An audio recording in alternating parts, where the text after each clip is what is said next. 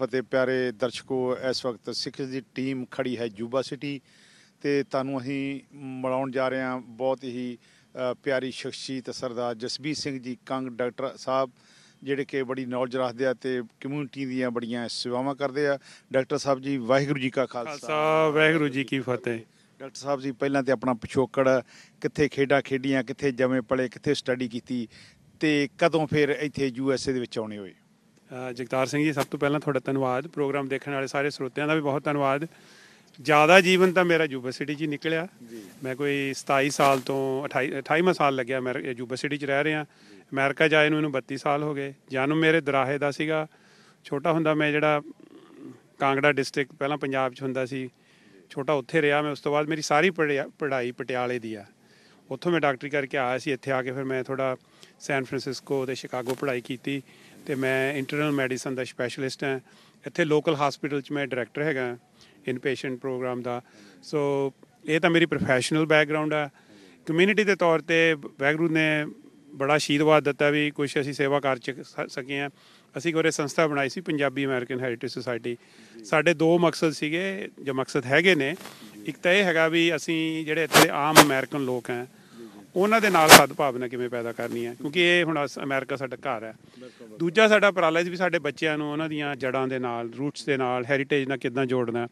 ਸੋ ਉਸ ਉਪਰਾਲੇ ਨੂੰ ਪੂਰਾ ਕਰਨ ਲਈ ਇੱਕ ਤਾਂ ਅਸੀਂ ਸਾਡੇ ਸੁਸਾਇਟੀ ਦੇ ਮੈਂਬਰ ਨੇ ਉਹ ਇੱਕ ਸਕੂਲ ਚਲਾਉਂਦੇ ਨੇ ਬੱਚਿਆਂ ਲਈ, ਸੰਡੇ ਸਕੂਲ। ਸਾਡੇ ਕੋਲ ਤਕਰੀਬਨ 200 ਬੱਚਾ ਗੁਰਮੁਖੀ, ਸਿੱਖ ਹੈਰੀਟੇਜ ਜਾਂ ਹੋਰ ਉਹਨਾਂ ਨੂੰ ਬੱਚਿਆਂ ਨੂੰ ਕੀਰਤਨ, ਭੰਗੜਾ, ਹਰ ਤਰ੍ਹਾਂ ਦੀ ਮਤਲਬ ਕੋਸ਼ਿਸ਼ ਕੀਤੀ ਜਾਂਦੀ ਹੈ ਵੀ ਵਿਰਸੇ ਨਾਲ ਜੋੜਿਆ ਜਾਵੇ। ਅਤੇ ਇੱਕ ਅਸੀਂ ਇੱਕ ਇੱਥੇ ਛੋਟਾ ਜਿਹਾ ਮਿਊਜ਼ੀਅਮ, ਜਿਹੜਾ ਅਮਰੀਕਨ ਮਿਊਜ਼ੀਅਮ, ਉਹ 'ਚ ਇੱਕ ਹਿੱਸਾ ਬਣਾਇਆ ਜਿਹੜੀ ਸਾਡੇ ਬਜ਼ੁਰਗਾਂ ਦੀ ਹਿਸਟਰੀ ਆ।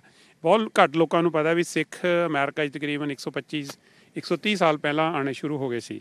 ਸੋ ਸਿੱਖਾਂ ਦੀ ਕੈਲੀਫੋਰਨੀਆ ਦੀ ਡਿਵੈਲਪਮੈਂਟ ਦੇ ਵਿੱਚ, ਇੱਥੇ ਦੀ ਪ੍ਰੋਗਰੈਸ ਸਾਡਾ ਵੀ ਯੋਗਦਾਨ ਹੈ। ਕੈਲੀਫੋਰਨੀਆ ਦੇ ਵਿੱਚ ਸਾਡੀ ਕਮਿਊਨਿਟੀ ਵੀ ਕਾਫੀ ਆ, ਤਕਰੀਬਨ ਮੇਰੇ ਖਿਆਲ 2.5-3 ਲੱਖ ਸਿੱਖ ਕੈਲੀਫੋਰਨੀਆ ਸਟੇਟ 'ਚ ਰਹਿੰਦਾ। ਅਤੇ ਇੱਕ ਅਸੀਂ ਪੰਜਾਬੀ ਕਲਚਰਲ ਫੈਸਟੀਵਲ ਕਰਦੇ ਹਾਂ। ਉਹਦਾ ਵੀ ਮਤਲਬ ਇਹੀ ਸੀਗਾ ਵੀ ਕਿਸੇ ਤਰ੍ਹਾਂ ਬੱਚਿਆਂ 'ਚ ਜਿਹੜੀ ਹੀਣ ਭਾਵਨਾ ਖਤਮ ਕਰਨੀ, ਉਹਨਾਂ ਨੂੰ ਦੱਸਣਾ ਵੀ ਸਾਡਾ ਵੀ ਹੈਰੀਟੇਜ ਬੜਾ ਰਿਚ ਆ, ਅਤੇ ਆਮ ਲੋਕਾਂ ਨਾਲ ਰਾਬਤਾ ਵਧਾਉਣਾ, ਪਿਆਰ ਵਧਾਉਣਾ। ਅਤੇ ਹੋਰ ਅਸੀਂ ਕੋਸ਼ਿਸ਼ ਕਰਦੇ ਹਾਂ ਵੀ ਮੇਨ ਸਟਰੀਮ ਕਮਿਊਨਿਟੀ ਦੇ ਫੰਕਸ਼ਨਸ 'ਚ ਜਾ ਕੇ ਆਪਣੀ ਸ਼ਮੂਲੀਅਤ ਕਰੀਏ। ਜਿਵੇਂ 9/11 ਹੋਇਆ, ਉਹ ਤੋਂ ਬਾਅਦ ਅਸੀਂ ਕਿ ਡਾਕੂਮੈਂਟਰੀ ਬਣਾਉਣ ਦੇ ਵਿੱਚ ਸਹਿਯੋਗ ਪਾਇਆ। ਸੋ ਇੱਦਾਂ ਛੋਟੇ ਛੋਟੇ ਉਪਰਾਲੇ ਕਰਦੇ ਹਾਂ ਵੀ ਜਿਹਦੇ ਨਾਲ ਜਿਹੜੀ ਸਾਡੀ ਪਹਿਚਾਣ ਹੈ ਸਾਡੀ ਕਮਿਊਨਿਟੀ ਦੀ, ਉਹ ਇੱਥੇ ਮਜ਼ਬੂਤ ਹੋਵੇ। ਡਾਕਟਰ ਸਾਹਿਬ, ਤੁਹਾਂ ਗੱਲ ਕੀਤੀ 9/11 ਦੀ ਬੜੀਆਂ ਮੁਸ਼ਕਿਲਾਂ ਆਈਆਂ, ਆਪਣੇ ਸਿੱਖਾਂ 'ਤੇ ਅਟੈਕ ਵੀ ਹੋਏ। ਕੀ ਤੁਸੀਂ ਸਮਝਦੇ ਆ ਕਿ ਆਪਣੀ ਪਛਾਣ ਇਹਨਾਂ ਨੂੰ ਹੋ ਗਈ ਆ ਕਿ ਜਾਂ ਅਜੇ ਵੀ ਆਪਣੇ ਦੇ ਉੱਤੇ ਅਟੈਕ ਜਾਂ ਇਹਨਾਂ ਨੂੰ ਅਜੇ ਸਮਝ ਨਹੀਂ ਆ ਸਕੀ ਕਿ ਮੁਸਲਮਾਨ ਆ ਜਾਂ ਸਿੱਖ ਆ? ਇਹਦੇ ਬਾਰੇ ਕੀ ਕਹਿਣਾ ਚਾਹੋਗੇ? ਦੇਖੋ ਜੀ, ਜਿਹੜਾ ਅਮਰੀਕਾ ਬਹੁਤ ਵਧੀਆ ਮੁਲਕ ਆ। ਜਿਹੜੇ ਮੈਜੋਰਟੀ ਲੋਕ ਨੇ ਇੱਥੇ ਦੇ ਬਹੁਤ ਅੱਛੇ ਲੋਕ ਨੇ। ਕੁਛ ਲੋਕ ਨੇ ਜਿਹੜੇ ਜਿਨ੍ਹਾਂ ਨੂੰ ਆਪਾਂ ਕਹਿ ਸਕਦੇ ਹਾਂ ਵੀ ਨਸਲ ਪ੍ਰਸਤ ਨੇ ਜਾਂ ਕੁਛ ਇਗਨੋਰੈਂਟ ਨੇ। ਜਿਹੜੇ ਤਾਂ ਇਗਨੋਰੈਂਟ ਆ ਉਹਨਾਂ ਨੂੰ ਅਸੀਂ ਐਜੂਕੇਟ ਕਰਕੇ ਉਹਨਾਂ ਦੀ ਸੋਚ ਬਦਲ ਸਕਦੇ ਹਾਂ। ਜਿਹੜੇ ਨਸਲ ਪ੍ਰਸਤ ਹੈ ਉਹਨਾਂ ਦੀ ਸੋਚ ਬਦਲਣੀ ਬੜੀ ਮੁਸ਼ਕਿਲ ਹੋ ਜਾਂਦੀ ਹੈ। ਉਸ ਕਾਨੂੰਨ ਦੇ ਨਾਲ ਹੀ ਬਦਲ ਸਕਦੇ ਹੋ। ਸੋ ਮੈਂ ਕਹਾਂਗਾ ਵੀ ਆਪਣੀ ਕਮਿਊਨਿਟੀ ਨੇ ਬਹੁਤ ਅੱਛੇ ਉਪਰਾਲੇ ਕੀਤੇ ਨੇ ਪਿਛਲੇ 18 ਸਾਲਾਂ ਦੇ ਵਿੱਚ। ਕਾਫੀ ਜ਼ਿਆਦਾ ਸਾਡੀ ਕਮਿਊਨਿਟੀ ਨੇ ਕੋਸ਼ਿਸ਼ ਕੀਤੀ ਆ ਆਪਣੀ ਪਹਿਚਾਣ, ਆਈਡੈਂਟੀਟੀ ਬਾਰੇ ਦੱਸਣ ਦੀ। ਪਰ ਮੈਂ ਕਹਾਂਗਾ ਵੀ ਹਜੇ ਵੀ ਬਹੁਤ ਕੰਮ ਕਰਨ ਦੀ ਲੋੜ ਆ। ਦੇਖੋ, ਇਕੱਲਾ TV 'ਤੇ ਜਾ ਕੇ ਇੱਕ ਤੁਸੀਂ ਡਾਕੂਮੈਂਟਰੀ ਦਿਖਾਤੀ ਜਾਂ ਇੱਕ ਪ੍ਰੋਗਰਾਮ ਕਰਤਾ, ਉਹਦੀ ਜਿਹੜੀ ਲੋਕਾਂ ਦੀ ਯਾਦਾਸ਼ਤ ਬੜੀ ਛੋਟੀ ਹੁੰਦੀ ਆ। ਮੇਰੀ ਇਹ ਸੋਚ ਆ ਵੀ ਜਿੰਨੀ ਦੇਰ ਸਕੂਲ ਦੀਆਂ ਕਿਤਾਬਾਂ ਜਿਹੜੀਆਂ ਇੱਥੇ ਅਮਰੀਕਨ ਸਕੂਲ ਨੇ ਇਕੱਲੇ, ਮੈਂ ਆਪਣੇ ਸਕੂਲਾਂ ਦੀ ਗੱਲ ਨਹੀਂ ਕਰ ਰਿਹਾ, ਜਿਵੇਂ 8ਵੀਂ ਦੀ ਜਮਾਤ ਦੇ ਵਿੱਚ ਹਿਸਟਰੀ ਦੀ ਬੁੱਕ ਆ, ਸੋਸ਼ਲ ਸਾਇੰਸਿਸ ਦੀ ਬੁੱਕ ਆ, 10ਵੀਂ ਦੇ ਵਿੱਚ 12ਵੀਂ 'ਚ ਉਹਨਾਂ ਨੂੰ ਹਿਸਟਰੀ ਪੜ੍ਹਾਈ ਜਾਂਦੀ ਹੈ। ਜਿਵੇਂ ਹੁਣ ਅਸੀਂ ਇੰਡੀਆ 'ਚ ਸੀਗੇ, ਮੈਨੂੰ ਯਾਦ ਆ ਵੀ ਸਾਡੀ 5ਵੀਂ ਦੀ ਕਿਤਾਬ ਦੇ ਵਿੱਚ ਬੁੱਧਿਜ਼ਮ ਬਾਰੇ, ਜੈਨਿਜ਼ਮ ਬਾਰੇ, ਇਸਲਾਮ ਬਾਰੇ, ਕ੍ਰਿਸਚੈਨਿਟੀ ਬਾਰੇ ਦੱਸਿਆ ਸੀ। ਉਹ ਮੈਨੂੰ ਗੱਲਾਂ ਅਜੇ ਇੱਥੇ ਯਾਦ ਨੇ।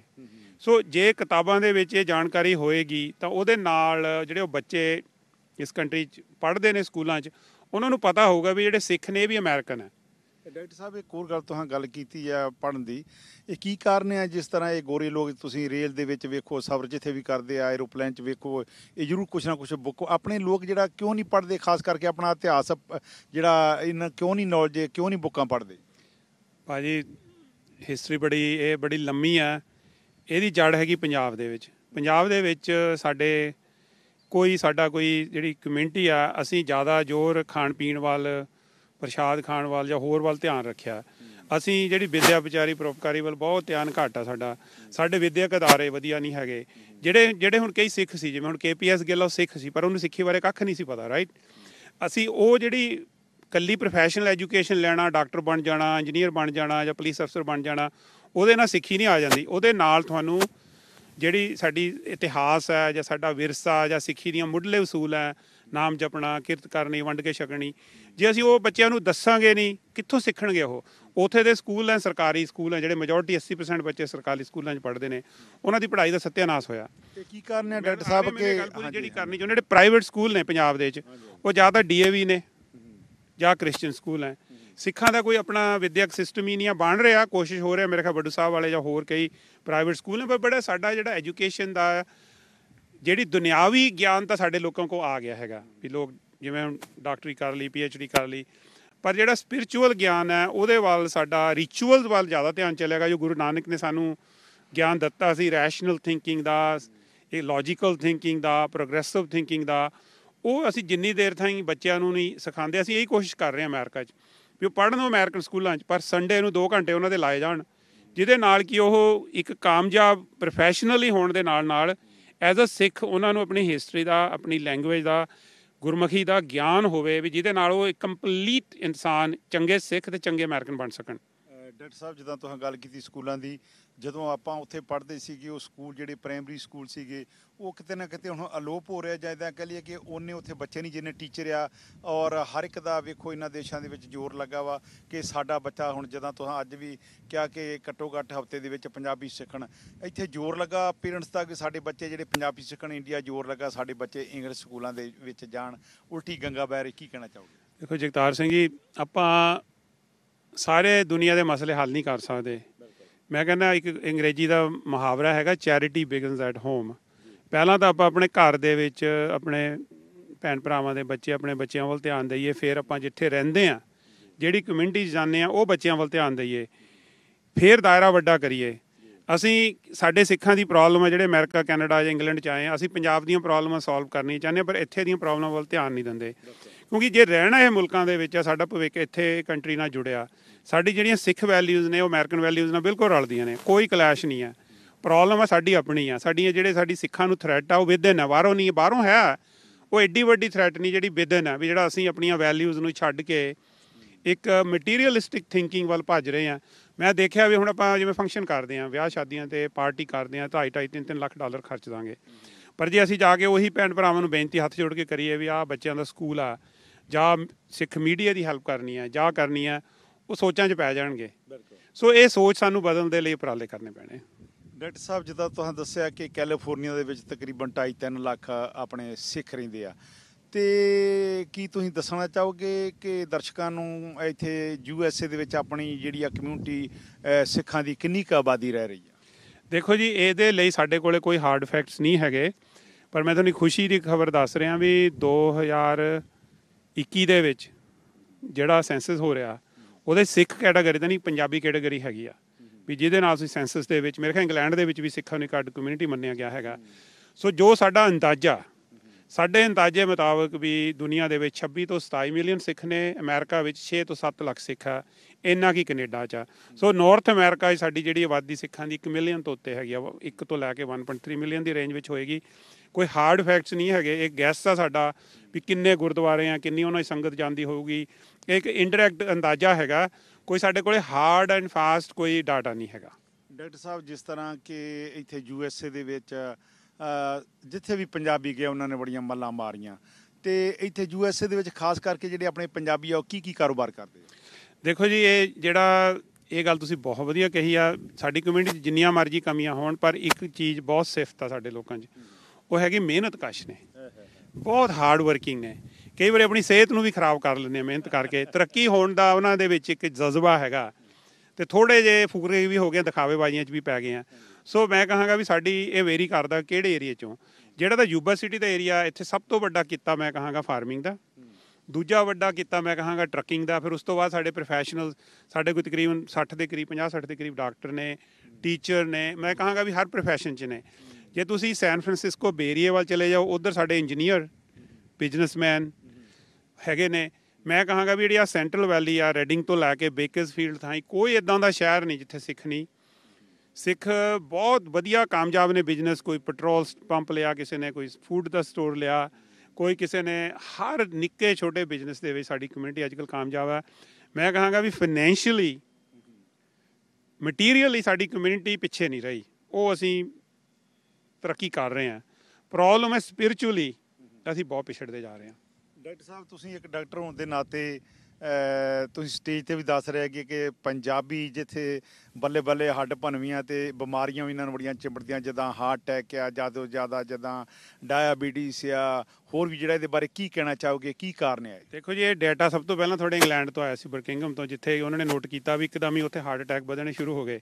ਜਦੋਂ ਉਹਨੇ ਸਟੱਡੀ ਕੀਤੀ ਤਾਂ ਦੇਖਿਆ ਵੀ ਉਹ ਜ਼ਿਆਦਾ ਪੰਜਾਬੀ ਸਬਸੈਟ ਸਿੱਖ ਪਾਪੂਲੇਸ਼ਨ ਸੀ। ਸੋ ਸਾਡੀ ਕਮਿਊਨਿਟੀ ਦੇ ਵਿੱਚ ਹਾਰਟ ਦੀ ਬਿਮਾਰੀ, ਡਾਇਬਟੀਜ਼ ਦੀ ਬਿਮਾਰੀ ਬਹੁਤ ਜ਼ਿਆਦਾ।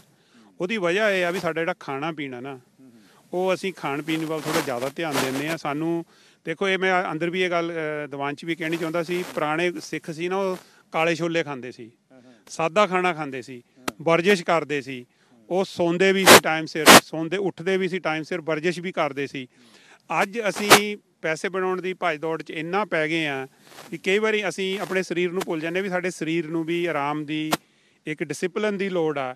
ਸੋ ਸਾਨੂੰ ਸਭ ਤੋਂ ਪਹਿਲਾਂ ਤਾਂ ਮੈਂ ਐਜ਼ ਅ ਡਾਕਟਰ ਇਹ ਕਹਾਂਗਾ ਵੀ ਸਾਨੂੰ ਆਪਣਾ ਖਾਣਾ ਬਦਲਣ ਦੀ ਲੋੜ ਆ।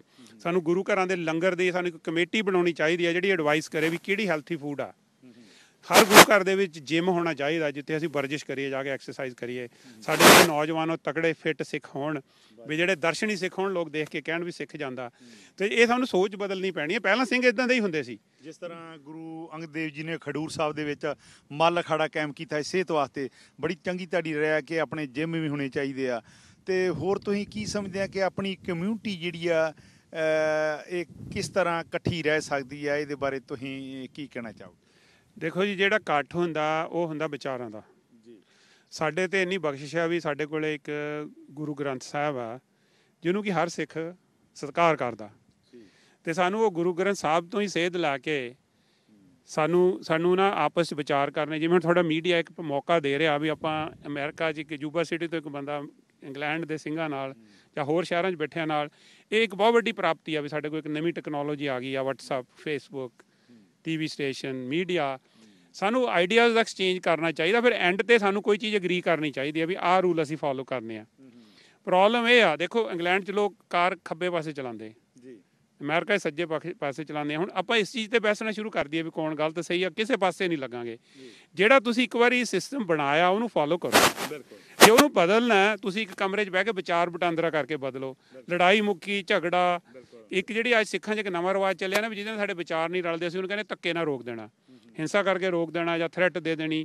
ਇਹ ਇੱਕ ਅਗਾਂਹ ਵਧੂ ਸੋਚ ਨਹੀਂ। ਜੇ ਅਸੀਂ ਵੈਸਟਰਨ ਕੰਟਰੀਜ਼ 'ਚ ਰਹਿੰਦੇ ਹਾਂ, ਇਹ ਕੰਟਰੀਆਂ ਦੀ ਬੁਨਿਆਦ ਆ ਵੀ ਅਗਰੀ ਟੂ ਡਿਸਐਗਰੀ, ਵੀ ਇਹ ਬੜਾ ਜ਼ਰੂਰੀ ਆ ਵੀ ਅਸੀਂ ਇੱਕ ਸਾਰਥਿਕ ਤਰੀਕੇ ਨਾਲ ਇੱਕ ਦੂਜੇ ਨਾਲ ਜਿਹੜੀ ਡਿਸਐਗਰੀਮੈਂਟ ਆ ਉਹਨੂੰ ਡਿਸਕਸ ਕਰੀਏ ਅਤੇ ਇੱਕ ਕਾਮਨ ਗਰਾਊਂਡ ਲੱਭੀਏ। ਅਤੇ ਮੈਂ ਪੂਰਾ ਉਮੀਦ ਰੱਖਦਾ ਵੀ ਸਿੱਖ ਕਮਿਊਨਿਟੀ ਚੜ੍ਹਦੀ ਕਲਾ ਵਾਲੀ ਕੌਮ ਹੈ, ਅਸੀਂ ਇਹ ਚੀਜ਼ਾਂ ਦਾ ਹੱਲ ਲੱਭ ਲਾਂਗੇ। ਸੋ ਜਿਸ ਤਰ੍ਹਾਂ ਤੁਸੀਂ ਦੱਸਿਆ ਕਿ ਥਪਾਕ ਬੜਾ ਜ਼ਰੂਰੀ ਹੈ, ਸਿੱਖ ਚੈਨਲ ਦਾ ਵੀ ਇਹੀ ਮਿਸ਼ਨ ਆ ਕਿ ਮਿਲੀਅਨ ਬਿਲੀਅਨ ਸਿੱਖ ਜਿਹੜੇ ਆ ਉਹ ਇੱਕ ਝੰਡੇ ਦੇ ਥੱਲੇ ਇਕੱਠੇ ਕਰਨੇ। ਅਤੇ ਇਹ ਹੋ ਵੀ ਰਿਹਾ ਵਾ, ਜਿੱਥੇ ਜਿੱਥੇ ਸਿੱਖ ਚੈਨਲ ਜਾ ਰਿਹਾ ਵਾ, ਬੜੀ ਖੁਸ਼ੀ ਦੀ ਗੱਲ ਆ, ਬੜਾ ਸਤਿਕਾਰ ਕਰਦੇ ਆ, ਬੜਾ ਚਾਅ ਮਿਲਦਾ। ਇੱਥੇ ਵੀ ਆਏ ਆ, ਜਿਸ ਤਰ੍ਹਾਂ ਤੁਸੀਂ ਦੱਸਿਆ ਕਿ ਇਹ ਸਿੱਖ ਚੈਨਲ ਬੜੀ ਜਿਹੜੇ ਆ ਬੜੇ ਮਾਰ ਕੇ ਮਾਰਿਆ। ਅਤੇ ਮੀਡੀਆ ਬਾਰੇ ਵੀ ਕੀ ਕਹਿਣਾ ਚਾਹੋਗੇ? ਮੈਂ ਕਹਾਂਗਾ ਜੀ, ਤੁਸੀਂ ਮੁਬਾਰਕਬਾਦ ਦੇ ਪਾਤਰ ਹੋ। ਇਹਨਾਂ ਤੁਸੀਂ ਕੀ ਕਹਿੰਦੇ ਆ, ਸਮੁੰਦਰ ਟੱਪ ਕੇ ਇੰਨੀ ਦੂਰ, ਜਿਵੇਂ ਇਹ ਵੀ ਕੈਲੀਫੋਰਨੀਆ ਵੀ ਅਮਰੀਕਾ ਦੇ ਬਿਲਕੁਲ ਵੈਸਟ ਸਾਈਡ 'ਤੇ ਤੁਸੀਂ ਇੰਨੀ ਦੂਰ ਆਏ ਹੋ, ਪਰ ਇਹ ਤੁਹਾਨੂੰ ਗੁਰੂ ਦਾ ਪਿਆਰ ਲੈ ਕੇ ਆਇਆ ਉਰੇ। ਸੋ ਜਿਹੜਾ ਗੁਰੂ ਦਾ ਪਿਆਰ ਆ ਉਹ ਸਿੱਖਾਂ ਨੂੰ ਅੱਜ ਇੱਕ ਗਲੋਬਲ ਕਮਿਊਨਿਟੀ ਬਣਾਤਾ। ਅੱਜ ਸਿੱਖ ਗਲੋਬਲ ਕਮਿਊਨਿਟੀ ਆ। ਮੀਡੀਆ ਇੱਕ ਜੋੜਨ ਦਾ ਸਾਧਨ ਹੈ, ਵਿਚਾਰਾਂ ਨੂੰ ਐਕਸਚੇਂਜ ਕਰਨ ਦਾ ਸਾਧਨ ਹੈ। ਸੋ ਕਿਸੇ ਵੀ ਕਮਿਊਨਿਟੀ ਦੀ ਤਰੱਕੀ ਲਈ, ਇਹ ਯਹੂਦੀ ਕਮਿਊਨਿਟੀ ਤੋਂ ਵੀ ਆਪਾਂ ਸਿੱਖ ਸਕਦੇ ਹਾਂ, ਜਿਹੜੀਆਂ ਕਮਿਊਨਿਟੀਆਂ ਕੋਲ ਇੱਕ ਕੰਸਟਰਕਟਿਵ, ਅਨਬਾਇਸਡ, ਫੈਕਟ ਬੇਸਡ ਮੀਡੀਆ ਹੋਏਗਾ, ਉਹ ਕਮਿਊਨਿਟੀਆਂ ਦੁਨੀਆ ਦੇ ਵਿੱਚ ਸਕਸੈਸਫੁਲ ਹੋਣਗੀਆਂ। ਜਿਹੜੀਆਂ ਕਮਿਊਨਿਟੀਆਂ ਆਪਣਾ ਮੀਡੀਆ ਨਹੀਂ ਬਣਾਉਣਗੀਆਂ, ਉਹ ਕਮਿਊਨਿਟੀਆਂ ਖਤਮ ਹੋ ਜਾਣਗੀਆਂ। ਕਿਸੇ ਵਿਦਵਾਨ ਨੇ ਕਿਹਾ ਸੀ, ਮੈਂ ਲੈਂਗੁਏਜ ਦੀ ਗੱਲ ਕਰ ਰਿਹਾ, ਧਰਮਾਂ 'ਤੇ ਵੀ ਅਪਲਾਈ ਹੁੰਦਾ, ਕਹਿੰਦੇ ਵੀ ਅੱਜ ਦੁਨੀਆ ਦੇ ਵਿੱਚ ਕੋਈ ਕਈ ਹਜ਼ਾਰ ਲੈਂਗੁਏਜਸ ਨੇ। ਉਹ ਕਹਿੰਦੇ ਵੀ 100 ਸਾਲ ਦੇ ਵਿੱਚ ਕੁਛ 100 ਰਹਿ ਜਾਣੀਆਂ। ਸੋ ਉਹ ਕਲਚਰ, ਉਹ ਜ਼ੁਬਾਨ, ਲੈਂਗੁਏਜ ਜਾਂ ਉਹ ਵਿਚਾਰ ਇੱਕ ਧਾਰਮਿਕ ਫਿਲਾਸਫੀ ਆ, ਉਹੀ ਫਿਲਾਸਫੀਆਂ ਦੁਨੀਆ ਵਿੱਚ ਲੌਂਗ ਟਰਮ ਸਰਵਾਈਵ ਕਰਨਗੀਆਂ ਜਿਹੜੀਆਂ ਪ੍ਰੋਗਰੈਸਿਵ ਨੇ, ਮਾਨਵਤਾ ਦਾ ਭਲਾ ਮੰਗਦੀਆਂ ਨੇ, ਸਾਂਝੀਵਾਲਤਾ ਦੀ ਗੱਲ ਕਰਦੀਆਂ ਨੇ, ਹੈ ਜੀ, ਰੱਬ ਦਾ ਡਰ ਮੰਗਦੀਆਂ ਨੇ, ਕਿਰਤ ਕਰਦੀਆਂ ਨੇ ਅਤੇ ਵੰਡ ਕੇ ਛਕਦੀਆਂ ਨੇ, ਅਤੇ ਆਪਸ ਵਿੱਚ ਵਿਚਾਰ ਕਰਕੇ ਆਪਣੇ ਮਸਲੇ ਹੱਲ ਕਰਨ ਦੀ ਉਹਨਾਂ ਵਿੱਚ ਜੇ ਇੱਕ ਇਹ ਪ੍ਰੋਸੈਸ ਹੋਏਗੀ ਤਾਂ ਉਹ ਕਮਿਊਨਿਟੀ ਸਟਰੋਂਗ ਹੋਏਗੀ, ਕਾਮਯਾਬ ਹੋਗੀਆਂ। ਜਿਹੜੀਆਂ ਨਹੀਂ ਕਰਨਗੀਆਂ, ਦੇਖ ਲਓ ਤੁਸੀਂ ਇਸਲਾਮਿਕ ਵਰਲਡ ਹੈ, ਉਹਨਾਂ ਦੀ ਆਬਾਦੀ ਕਿੰਨੀ ਆ, ਅੱਜ ਉਹਨਾਂ ਦਾ ਕੀ ਹਾਲ ਹੈ। ਗਿਣਤੀ ਦੀ ਗੱਲ ਨਹੀਂ ਹੈ, ਗੁਰੂ ਸਾਹਿਬ ਨੇ ਸਾਨੂੰ ਮੈਰਿਟ ਦੀ ਗੱਲ ਕਹੀ ਆ। ਸੋ ਅਸੀਂ ਜਿਹੜਾ ਹੈਗਾ ਮੈਰਿਟ ਵੱਲ ਧਿਆਨ ਦਈਏ, ਸਾਰਵਾਦੀ ਸੋਚ ਰੱਖੀਏ, ਦੁਨੀਆ ਨੂੰ ਜੋੜਨ ਦੀ ਗੱਲ ਕਰੀਏ, ਸਾਰੀ ਮਾਨਵਤਾ ਨੂੰ ਆਪਣੇ ਭੈਣ ਭਰਾ ਮੰਨੀਏ। ਡਾਕਟਰ ਸਾਹਿਬ, ਤੁਸੀਂ ਇੱਕ ਡਾਕਟਰ ਹੋਣ ਦੇ ਨਾਤੇ ਤੁਹਾਡੇ ਕੋਲ ਪੇਸ਼ੈਂਟ ਵੀ ਬੜੇ ਆਉਂਦੇ ਆ, ਅਤੇ ਸਿਹਤ ਦਾ ਜਿੱਦਾਂ ਤੁਸੀਂ ਦੱਸਿਆ ਕਿ ਸਿਹਤ ਬਹੁਤ ਜ਼ਰੂਰੀ ਹੈ, ਸਿਆਣੇ ਕਹਿੰਦੇ ਜਾਨ ਆ ਅਤੇ ਜਹਾਨ ਆ। ਅਤੇ ਕਿੱਦਾਂ ਜਿਹੜੇ ਆਪਣੇ ਅੱਜ ਕੱਲ੍ਹ ਪੰਜਾਬ ਦੀ ਧਰਤੀ ਜਿਹੜੀ ਕਿ ਗੁਰੂਆਂ ਪੀਰਾਂ ਦੀ ਧਰਤੀ ਆ, ਉੱਥੇ ਨੌਜਵਾਨ ਜਿਹੜੇ ਆ ਅੱਜ ਦਿਨ ਕਿਸਾਨ ਖੁਦਕੁਸ਼ੀਆਂ ਕਰ ਰਹੇ ਆ, ਨੌਜਵਾਨ ਡਰੱਗ ਦੇ ਨਾਲ ਮਰ ਰਹੇ ਆ, ਅਤੇ ਕੀ ਕਹਿਣਾ ਚਾਹੋਗੇ ਇੱਥੇ ਦੀ ਤੁਲਨਾ USA ਦੇ ਨੌਜਵਾਨਾਂ ਦੀ ਤੁਲਨਾ ਅਤੇ ਉੱਥੇ ਪੰਜਾਬ ਦੀ ਧਰਤੀ ਦੇ ਨੌਜਵਾਨਾਂ ਦੀ ਤੁਲਨਾ, ਅਤੇ ਇਹਨਾਂ ਦਾ ਰਹਿਣ ਸਹਿਣ ਕੀ ਕਹਿਣਾ ਚਾਹੋਗੇ? ਦੇਖੋ ਜੀ, ਖਾਲਸਾ ਗੁਰੂ ਸਾਹਿਬ ਨੇ ਸਾਜਿਆ ਸੀ। ਇੱਕ ਜ਼ਮਾਨਾ ਸੀ ਵੀ ਖਾਲਸਾ ਦੂਜਿਆਂ ਦੀ ਜਾ ਕੇ ਰੱਖਿਆ ਕਰਦਾ ਸੀ। ਦਿੱਲੀ ਤੋਂ ਲੈ ਕੇ ਅਫਗਾਨਿਸਤਾਨ ਖਾਲਸੇ ਦਾ ਬੋਲਬਾਲਾ ਸੀ। ਅੱਜ ਤੁਸੀਂ ਗੱਲ ਕਰ ਰਹੇ ਹੋ ਉਸ ਪੰਜਾਬ ਦੀ, ਉਹ ਪੰਜਾਬ ਦੇ ਪਿੰਡਾਂ ਦੀ, ਜਿੱਥੇ ਸਾਡੇ ਭੈਣ ਭਰਾ ਸਿੱਖ ਦੂਜਿਆਂ ਦੀ ਜਾਨ ਬਚਾਉਣ ਵਾਲੇ ਖੁਦਕੁਸ਼ੀਆਂ ਕਰਨ ਲਾਤੇ। ਉੱਥੇ ਦਾ ਜਿਹੜਾ ਸਿਸਟਮ ਹੈ ਉਹ ਸਿੱਖਾਂ ਲਈ ਇੱਕ, ਮੈਂ ਕਹਾਂਗਾ, ਟੌਕਸਿਕ ਇਨਵਾਇਰਮੈਂਟ ਉੱਥੇ ਬਣਿਆ ਹੋਇਆ। ਸੋ ਉਹ ਸਿਸਟਮ ਦੇ ਵਿੱਚੋਂ ਨਿਕਲਣ ਦੇ ਲਈ ਸਾਨੂੰ ਬਹੁਤ ਗਹਿਰਾਈ ਨਾਲ ਵਿਚਾਰ ਕਰਨਾ ਪੈਣਾ। ਸਾਨੂੰ ਉੱਥੇ ਜਿਹੜੀ ਅਸੀਂ ਉਰੇ ਬੈਠੇ ਹੈਲਪ ਕਰ ਸਕਦੇ ਹਾਂ ਨਾ, ਆਪਣੀਆਂ ਫੈਮਲੀਆਂ ਦੀ ਪੜ੍ਹਾਈ ਦਾ ਬੰਦੋਬਸਤ ਕਰੋ, ਉਹਨਾਂ ਨੂੰ ਫਾਰਮਿੰਗ 'ਚੋਂ ਕੱਢ ਕੇ ਹੋਰ ਬਿਜ਼ਨਸ ਵਿੱਚ ਐਡਜਸਟ ਕਰਨ ਦੀ ਕੋਸ਼ਿਸ਼ ਕਰੋ। ਸਾਰੇ ਤਾਂ ਪੰਜਾਬ ਛੱਡ ਕੇ ਬਾਹਰ ਆ ਨਹੀਂ ਸਕਦੇ। ਅਤੇ ਜਿਹੜੇ ਇਹ ਸਾਡਾ ਤੁਹਾਡਾ ਮੀਡੀਆ, ਸਾਨੂੰ ਇਹ ਰੌਲਾ ਪਾਉਣਾ ਚਾਹੀਦਾ ਵੀ ਜਿਹੜੇ ਲੀਡਰ ਪੰਜਾਬ ਦਾ ਜਾਂ ਸਿੱਖੀ ਦਾ ਸਾਰਿਆਂ ਦਾ ਭਲਾ ਮੰਗਣ ਵਾਲੇ ਨੇ, ਉਹ ਲੀਡਰਾਂ ਦੀ ਸਪੋਰਟ ਕਰੋ। ਸਾਡੀ ਪ੍ਰੋਬਲਮ ਇਹ ਹੋ ਗਈ ਆ ਵੀ ਸਾਡੀ ਧਰਮ ਦੀ ਆੜ ਥੱਲੇ ਕਈ ਲੋਕਾਂ ਨੇ, ਲੀਡਰਾਂ ਨੇ ਧਰਮ ਦੀ ਆੜ ਲੈ ਕੇ ਉਹਨਾਂ ਨੇ ਸਾਰੇ ਕੰਮ ਧਰਮ ਦੇ ਉਲਟ ਕੀਤੇ ਨੇ। ਉਹਨਾਂ ਨੂੰ ਨੰਗਾ ਕੀਤਾ ਜਾਵੇ ਅਤੇ ਉਹਨਾਂ ਨੂੰ ਕਿਸੇ ਤਰ੍ਹਾਂ ਦੀ ਉਹਨਾਂ ਨਾਲ ਸਾਂਝ ਨਾ ਰੱਖੀ ਜਾਵੇ। ਦੇਖੋ, ਅੱਜ ਪੰਜਾਬ 'ਚ ਕੋਈ ਵੀ ਇੱਦਾਂ ਦੀ ਸਿੱਖ ਸੰਸਥਾ ਨਹੀਂ ਰਹੀ ਜਿਹੜੀ ਕਿ ਮੈਂ ਮਾਣ ਨਾ ਕਹਾਂ ਵੀ ਮੈਂ ਇਸ ਸੰਸਥਾ ਨੂੰ ਕੰਟਰੀਬਿਊਸ਼ਨ ਦੇਣਾ ਚਾਹੁੰਦਾ। ਅਤੇ ਉਹ ਅਸੀਂ ਬਾਹਰ ਦੇ ਬੈਠੇ ਸਿੱਖ ਉਸ ਚੀਜ਼ਾਂ ਨੂੰ ਪ੍ਰਭਾਵਿਤ ਕਰ ਸਕਦੇ ਹਾਂ। ਮੈਂ ਇੱਕ ਗੱਲ ਮੁਕਾਉਣੀ ਚਾਹੁੰਦਾ ਇੱਥੇ, ਮੇਰੀ ਜਾਣਕਾਰੀ ਮੁਤਾਬਕ ਵੀ ਜੋ NRI ਸਿੱਖ ਹੈ ਉਹ ਪੰਜਾਬ ਦੇ ਵਿੱਚ, ਮੈਂ ਜੋ ਸੁਣਿਆ ਵੀ 1 ਲੱਖ ਕਰੋੜ ਦੇ ਕਰੀਬ ਸਰਮਾਇਆ ਉੱਥੇ ਕਿਸੇ ਨਾ ਕਿਸੇ ਰੂਪ 'ਚ ਭੇਜਦਾ ਹੈਗਾ। ਸੋ ਸਾਡੇ ਕੋਲ ਬੜੀ ਫਾਈਨੈਂਸ਼ੀਅਲ ਪਾਵਰ ਹੈ। ਸਾਨੂੰ ਇਹ ਬੈਠ ਕੇ ਵਿਚਾਰ ਕਰਨਾ ਪੈਣਾ ਵੀ ਅਸੀਂ ਉਹ ਸਰਮਾਏ ਨੂੰ ਕਿਸ ਤਰ੍ਹਾਂ ਉਸਾਰੂ ਤਰੀਕੇ ਨਾਲ ਪੰਜਾਬ ਦੀ ਸਿਆਸਤ 'ਤੇ ਅਸਰ ਪਾ ਸਕਦੇ ਹਾਂ। ਅਸੀਂ ਤਾਂ ਅਜੇ ਤਾਈਂ ਇੱਕ ਇੱਥੋਂ ਸਿੱਧੀਆਂ ਇਹ ਫਲਾਈਟਾਂ ਨਹੀਂ ਅੰਮ੍ਰਿਤਸਰ ਲਿਜਾ ਸਕੇ। ਇੱਥੋਂ ਪਤਾ ਲੱਗਦਾ ਵੀ ਸਾਡੀ ਸਿਆਸੀ ਤਾਕਤ ਕਿੰਨੀ ਕੁ ਪੰਜਾਬ ਦੇ ਵਿੱਚ। ਸੋ ਇਹ ਬੜਾ ਗਹਿਰੇ ਮਸਲੇ ਨੇ ਜੀ, ਵਿਚਾਰਨ ਵਾਲੇ ਮਸਲੇ ਨੇ। ਡਾਕਟਰ ਸਾਹਿਬ, ਜਿਸ ਤਰ੍ਹਾਂ ਆਪਾਂ ਗੱਲ ਕਰੀਏ, ਪੰਜਾਬ ਦੀ ਗੱਲ ਕਰ ਰਹੇ, ਨੌਜਵਾਨਾਂ ਦੀ ਗੱਲ ਕਰ ਰਹੇ ਹਾਂ, ਇਹਨਾਂ ਦੇਸ਼ਾਂ ਦੇ ਵਿੱਚ 7 ਸਮੁੰਦਰਾਂ ਤੋਂ ਪਾਰ, ਚਾਹੇ ਕੋਈ ਇੰਗਲੈਂਡ ਹੋਵੇ, ਕੋਈ ਕੰਟਰੀ ਹੋਵੇ, ਯੂਰਪ ਹੋਵੇ, ਕੈਨੇਡਾ ਹੋਵੇ, USA ਹੋਵੇ, ਵੇਖੋ ਇੱਥੇ ਆਣ ਕੇ ਆਪਣੇ ਬੱਚੇ ਜਿਹੜੇ ਆ, ਨੌਜਵਾਨ ਜਿਹੜੇ ਆ, ਕਿੰਨੀ ਹੱਡ ਭੰਨਵੀਂ ਕਮਾਈ ਕਰਦੇ ਆ, ਟਰੱਕ ਚਲਾਉਂਦੇ ਆ 2024, ਔਰ ਖੇਤੀ ਵੀ ਕਰਦੇ ਆ। ਕੀ ਕਾਰਨ ਆ ਉੱਥੇ ਪੰਜਾਬ ਦੀ ਧਰਤੀ ਦੇ ਉੱਤੇ, ਜਿਹੜਾ ਕਿ ਖੇਤੀ ਪ੍ਰਧਾਨ ਸੂਬਾ ਵਾ, ਬੱਚੇ ਜਿਹੜੇ ਆ ਉੱਥੋਂ ਛੱਡ ਕੇ ਤਕਰੀਬਨ, ਜਿਸ ਤਰ੍ਹਾਂ ਤੁਸੀਂ ਦੱਸ ਰਹੇ ਕਿ ਤਕਰੀਬਨ ਹਰ ਸਾਲ 'ਚ 2 ਲੱਖ ਨੌਜਵਾਨ ਜਿਹੜਾ ਵਾ ਬਾਹਰਲੇ ਦੇਸ਼ਾਂ ਨੂੰ ਭੱਜ ਰਿਹਾ ਵਾ, ਕੀ ਕਾਰਨ ਹੈ? ਦੇਖੋ ਜੀ, ਉਹਦਾ ਕਾਰਨ ਤੁਹਾਨੂੰ ਬਿਲਕੁਲ ਉਹ ਜੋ ਪੰਜਾਬ ਦਾ ਮਸਲਾ ਉਹਦੇ ਵਿੱਚ ਤੁਹਾਨੂੰ ਜੜ੍ਹਾਂ 47 ਤੇ 84 'ਚ ਨਜ਼ਰ ਆਉਂਦੀਆਂ ਨੇ। ਦੇਖੋ, ਉਸ ਤੋਂ ਪਹਿਲਾਂ ਜਿਹੜਾ ਪੰਜਾਬ ਦਾ ਬਿਜ਼ਨਸ ਸੀਗਾ, ਉਹ ਮਿਡਲ ਏਸ਼ੀਆ, ਸੈਂਟਰਲ ਏਸ਼ੀਆ ਥਾਈਂ ਸਾਡੀਆਂ ਪ੍ਰੋਡਕਟਸ ਜਾਂਦੀਆਂ ਸੀ। ਹੈ ਜੀ, ਉਹ ਕਿੰਨੇ ਕੰਟਰੀ ਨੇ ਜਿਹੜੇ ਸਾਊਥ ਸੋਵੀਅਤ ਯੂਨੀਅਨ ਦੇ ਮਿਡਲ ਈਸਟ ਕੰਟਰੀਆਂ ਥਾਈਂ ਜਾਂਦੇ ਸੀ। ਉਹ ਜਦੋਂ ਅਸੀਂ ਪਾਕਿਸਤਾਨ ਬਣਾ ਕੇ ਉਹ ਬਾਰਡਰ ਇੱਦਾਂ ਦਾ ਬਣਾਤਾ ਵੀ ਉਹ ਸਾਡੇ ਲਈ ਦਰਵਾਜ਼ੇ ਬੰਦ ਹੋ ਗਏ। ਜੰਮੂ ਕਸ਼ਮੀਰ ਤੁਸੀਂ ਪ੍ਰੋਪਰਟੀ ਨਹੀਂ ਲੈ ਸਕਦੇ, ਹਿਮਾਚਲ 'ਚ ਤੁਸੀਂ ਨਹੀਂ ਪ੍ਰੋਪਰਟੀ ਲੈ ਸਕਦੇ, ਰਾਜਸਥਾਨ 'ਚ ਤੁਸੀਂ ਨਹੀਂ ਕੋਈ ਬਿਜ਼ਨਸ ਕਰ ਪ੍ਰੋਪਰਟੀ ਲੈ ਸਕਦੇ। ਸੋ ਅਸੀਂ ਇੰਨੇ ਕੁ ਪੰਜਾਬ 'ਚ ਸੀਮਤ ਹੋ ਗਏ। ਉਹ ਵੀ ਸਾਡੇ ਲੀਡਰਾਂ ਦੀ ਗਲਤੀ ਸੀ ਵੀ ਅਸੀਂ ਉਸ ਤੋਂ ਬਾਅਦ ਸਾਡੇ ਨਾਲ 84 ਹੋਇਆ। 84 ਨੇ ਇੱਕ ਕੌਮ ਦੇ ਵਿੱਚ ਡਿਪਰੈਸ਼ਨ ਲਿਆ ਤੀ, ਕਿਉਂਕਿ ਸਾਡੇ ਨਾਲ ਬਹੁਤ ਜ਼ਿਆਦਤੀਆਂ ਹੋਈਆਂ, ਅਸੀਂ ਇਨਸਾਫ ਨਹੀਂ ਲੈ ਸਕੇ। ਅੱਜ ਤਾਈਂ ਸਾਨੂੰ ਇਨਸਾਫ ਨਹੀਂ ਮਿਲਿਆ। ਜਦੋਂ ਕੋਈ ਕੌਮ ਮਾਯੂਸ ਹੋ ਜਾਂਦੀ ਆ, ਉਹਦੇ 'ਚ ਡਿਪਰੈਸ਼ਨ ਚਲੀ ਜਾਂਦੀ ਆ, ਉਹਦੇ ਨਾਲ ਉੱਥੇ ਦੀ ਜਿਹੜੀ ਇੱਕ ਵੱਡੀ ਸਰਕਾਰ ਇੱਕ ਔਰਗਨਾਈਜ਼ ਤਰੀਕੇ ਨਾਲ ਡਿਸਕ੍ਰਿਮੀਨੇਸ਼ਨ ਕਰਦੀ ਆ। ਸੋ ਸਾਡੇ ਲਈ ਬੜੇ ਹਾਲਾਤ ਭਿਅੰਕਰ ਨੇ ਪੰਜਾਬ ਦੇ ਵਿੱਚ। ਸੋ ਇਹ ਮਨ ਜੋੜ ਕੇ ਬੈਠਣ ਦੀ ਗੱਲ ਹੈ ਜੀ। ਇਹ ਕੋਈ ਐਡਾ ਸੌਖਾ ਹੱਲ ਨਹੀਂ ਹੈਗਾ। ਇਹ ਸਾਨੂੰ ਜਿਹੜੇ ਸਾਡੀ ਕਮਿਊਨਿਟੀ ਦੇ ਸੂਝਵਾਨ ਭੈਣ ਭਰਾ ਨੇ ਬੈਠ ਕੇ ਸਾਨੂੰ ਇਸ ਚੀਜ਼ 'ਤੇ ਕਾਨਫਰੰਸ ਕਰਨੀ ਚਾਹੀਦੀ ਹੈ। ਇੰਟਲੈਕਚੁਅਲ ਬੰਦੇ ਬੁਲਾ ਕੇ ਅਮਰੀਕਾ, ਇੰਗਲੈਂਡ 'ਚ, ਸਾਨੂੰ ਇੰਡੀਆ ਵਿੱਚ ਜਾ ਕੇ ਵੀ ਵਿਚਾਰ ਕਰਨਾ ਚਾਹੀਦਾ। ਅਤੇ ਜਿਹੜੇ ਇੰਡੀਆ ਦੇ ਵਿੱਚ ਹੋਰ ਕੌਮਾਂ, ਕੱਲਾ ਧੱਕਾ ਸਿੱਖਾਂ ਨਾਲ ਨਹੀਂ ਹੁੰਦਾ। ਇੰਡੀਆ ਦੇ ਵਿੱਚ ਹੋਰ ਵੀ ਕੌਮਾਂ ਨੇ ਜਿਨ੍ਹਾਂ ਨਾਲ ਧੱਕਾ ਹੁੰਦਾ, ਉਹਨਾਂ ਨਾਲ ਸਾਨੂੰ ਸਾਂਝ ਬਣਾਉਣੀ ਚਾਹੀਦੀ ਆ। ਅਸੀਂ ਆਪਣੇ ਆਪ ਨੂੰ ਆਈਸੋਲੇਟ ਕਰਕੇ ਇਨਸਾਫ ਨਹੀਂ ਲੈ ਸਕਦੇ। ਡਾਕਟਰ ਸਾਹਿਬ, ਕੀ ਤੁਸੀਂ ਸੋਚਦੇ ਆ ਕਦੋਂ ਤੇ ਕਦੀ ਇਨਸਾਫ ਵੀ ਪੰਜਾਬੀਆਂ ਨੂੰ ਮਿਲ ਸਕਦਾ? ਬਿਲਕੁਲ ਜੀ, ਇਨਸਾਫ ਤੁਹਾਨੂੰ ਮਿਲਦਾ। ਇਨਸਾਫ ਲੈਣ ਦੇ ਕਈ ਤਰੀਕੇ ਨੇ ਜੀ। ਇੱਕ ਤਾਂ ਕਾਨੂੰਨੀ ਤਰੀਕਾ, ਇੱਕ ਹੈਗਾ ਤੁਹਾਡਾ ਮੀਡੀਆ, ਤੁਸੀਂ ਲੋਕਾਂ ਨੂੰ ਐਜੂਕੇਟ ਕਰਕੇ ਪੋਲੀਟੀਕਲ ਸਿਸਟਮ ਨੂੰ ਬਦਲ ਦਿੰਦੇ ਆ। ਇੱਕ ਸਿੰਘਾਂ ਵਾਲਾ ਤਰੀਕਾ ਵੀ ਹੈਗਾ, ਪਰ ਉਹ ਅੱਜ ਦੇ ਜ਼ਮਾਨੇ 'ਚ ਉਹ ਤਰੀਕਾ ਇੰਨਾ ਵਧੀਆ ਨਹੀਂ ਮੰਨਿਆ ਜਾਂਦਾ ਹੈਗਾ। ਸੋ ਮੈਂ ਕਹਾਂਗਾ ਵੀ ਸਾਨੂੰ ਇਹ ਲੀਗਲ ਤਰੀਕੇ ਨਾਲ ਵਿਦਨ ਲਾ, ਵਿਦਨ ਸਿਸਟਮ ਕੇਸ ਲੜਨੇ ਚਾਹੀਦੇ ਨੇ। ਸਾਨੂੰ ਇਹ ਛੱਡਣਾ ਨਹੀਂ ਚਾਹੀਦਾ। ਕਦੇ ਨਾ ਕਦੇ ਇਨਸਾਫ ਕਹਿੰਦੇ ਵੀ justice delayed is justice denied, ਪਰ ਲੱਗੇ ਹੋਏ ਨੇ ਭੈਣ ਭਰਾ, ਕਈ ਸਾਡੇ ਉਪਰਾਲੇ ਕਰਦੇ ਨੇ, ਪਰ ਸਾਡੀ ਕਮਿਊਨਿਟੀ ਸਟੇਜਾਂ 'ਤੇ ਖੜ੍ਹ ਕੇ ਗੱਲਾਂ ਬੜੀਆਂ ਕਰਦੀ, ਉਹਨਾਂ ਦੀ ਹੈਲਪ ਨਹੀਂ ਕਰਦੀ।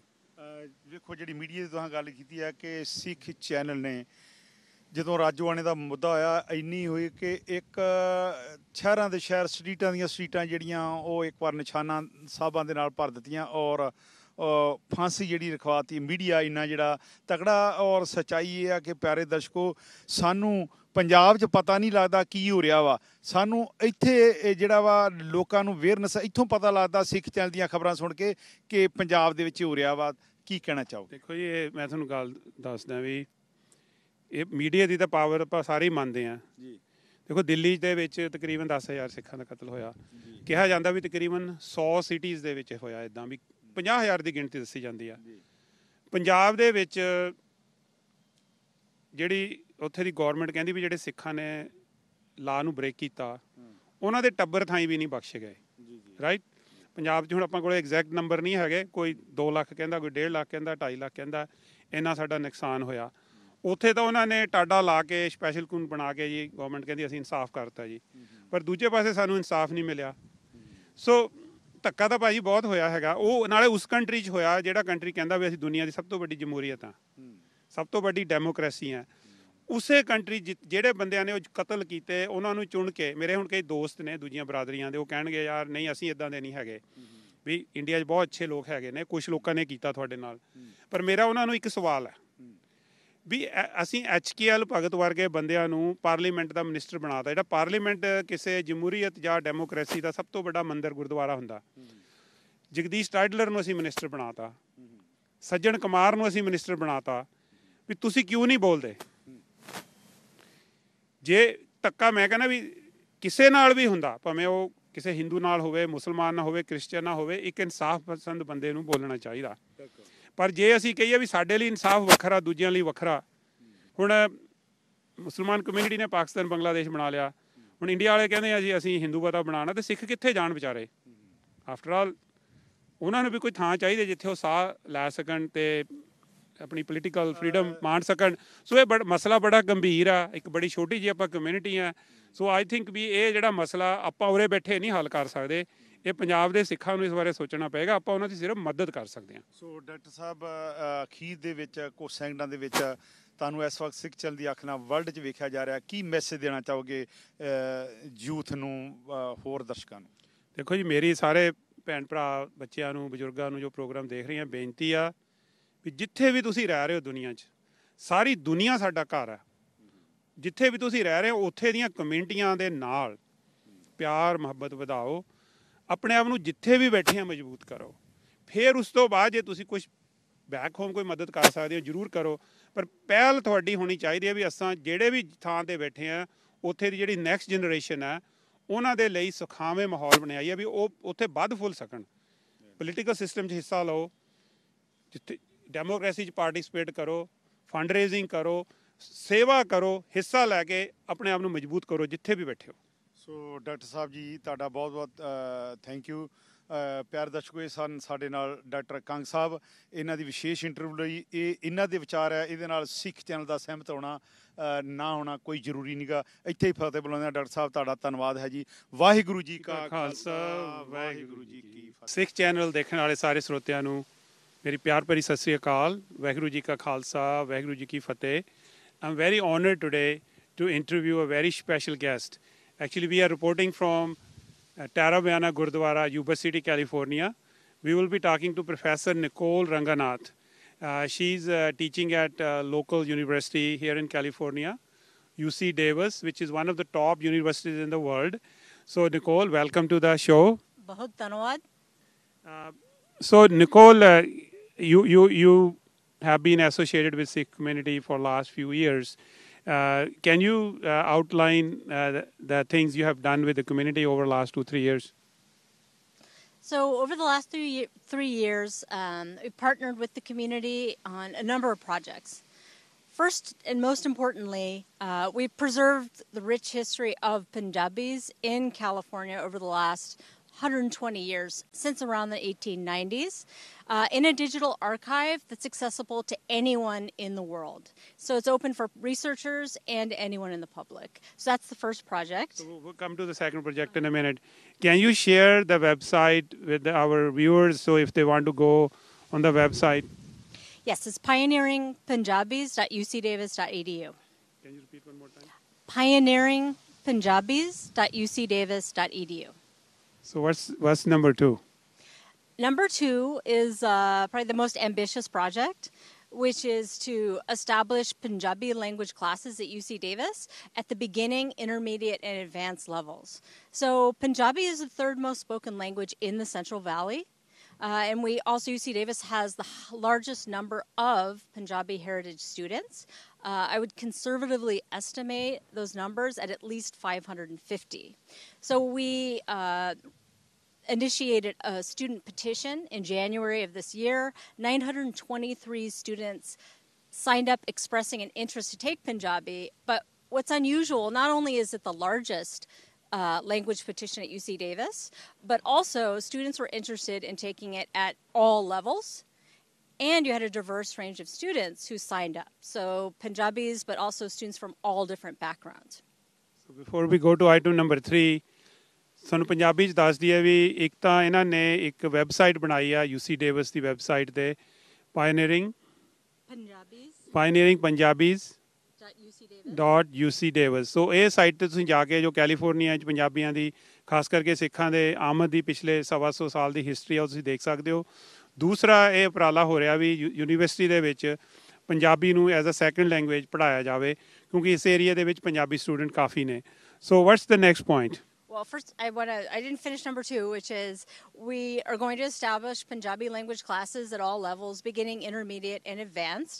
But beyond that, we want to work towards establishing a chair for Punjabi language and culture. And with that vision, it's ambitious. It will take 5 years to happen. But we want UC Davis to be the premier place for scholarship about everything related to Punjabi language and culture. Not just for Sikhs, but also for Muslims and for Hindus, and to connect, the broader Punjabiyat beyond this border that was created in 1947 between Pakistan and India. So what's next? Okay, so what's next? So we just finished the first documentary about women in California's Punjabi community. So this is a really special project in that I believe this is much more than a women's history project. This is about realizing Guru Nanak Dev Ji's teaching about the values of Sikhi when, as you know, Sikhi was the first major religion to promote greater equality between men and women. So in American society, in the Punjabi community, and in academia, Punjabi women haven't been given their due. So we want to honor the mothers, the Bibiya, and also the younger women, and all the sacrifices that they made, what they've accomplished. And we think it's a really important part of the community's history. So Nicole, what's the name of your documentary and how are you going to promote that documentary to the community? So the name of the documentary in English is Walking into the Unknown, A History of Punjabi Women in California. The Punjabi name is Juti Kasuri. And we really wanted to appeal very broadly to Punjabis, Sikh, Muslim, and Hindu, all Punjabis. So the documentary is going to premiere at the Sikh Lens Film Festival in the city of Orange on Friday, November 16th at 6:30 p.m. Then it's going to air on the local KVIE station, which has a very broad range map throughout most of California. That is going to broadcast on Wednesday, November 21st at 7 p.m. And then it's going to play throughout Thanksgiving weekend.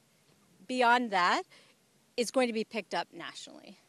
So it's going to have a very broad distribution and impact, and I think it's going to create a very positive impression of the community as a whole. And I believe it's important because it gets beyond explaining the community in terms of the 5Ks and the importance of wearing a turban, but instead looking even more deeply at like the inner values of the community and communicating those with Americans and showing how similar both are. ਸੋ ਅਸੀਂ ਆਪਣੇ ਸਰੋਤਿਆਂ ਨੂੰ ਦੱਸ ਦਈਏ ਵੀ ਜਿਹੜਾ ਕਸੂਰ ਸ਼ਹਿਰ ਹੈਗਾ ਹੁਣ ਉਹ ਪਾਕਿਸਤਾਨ 'ਚ ਹੈਗਾ ਉੱਥੇ ਦੀਆਂ ਜੁੱਤੀਆਂ ਬੜੀਆਂ ਮਸ਼ਹੂਰ ਸੀਗੀਆਂ ਈਵਨ ਕਿ ਮਹਾਰਾਜਾ ਰਣਜੀਤ ਸਿੰਘ ਨੇ ਮਹਾਰਾਣੀ ਜਿੰਦਾ ਨੂੰ ਵੀ ਉੱਥੋਂ ਜੁੱਤੀਆਂ ਮੰਗਾ ਕੇ ਦਿੱਤੀਆਂ ਸੀ ਉਹ ਇੱਕ ਇਸ ਕਰਕੇ ਕਸੂਰ ਵਰਡ ਇਹਨਾਂ ਨੇ ਯੂਜ਼ ਕੀਤਾ ਉਹਦੇ ਗਾਣਾ ਵੀ ਹੈਗਾ ਕਸੂਰੀ ਪੈਰੀ ਨਾ ਪੂਰੀ ਸੋ Nicole you came here to Tarabana Sikh Gurdwara today for the 39th Nagar Kirtan and you also spoke inside the Gurdwara at a seminar. Can you briefly give 2 minutes summary what your presentation was about?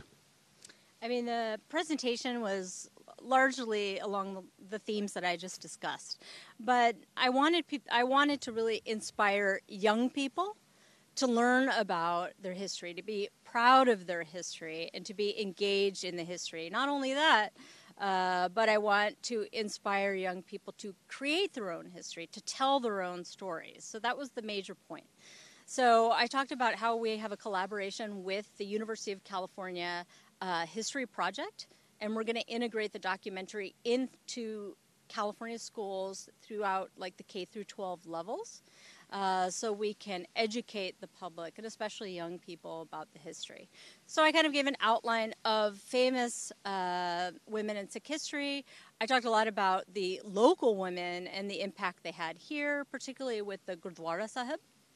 And then I inspired young people to tell their own stories. Can I ask you a personal question? Zarur. So Nicole, your family tree is background from Christian and Jewish background. And you married a South Indian Hindu who's a scientist, very well-respected scientist at UC Davis. And now you are working very closely with Sikh community.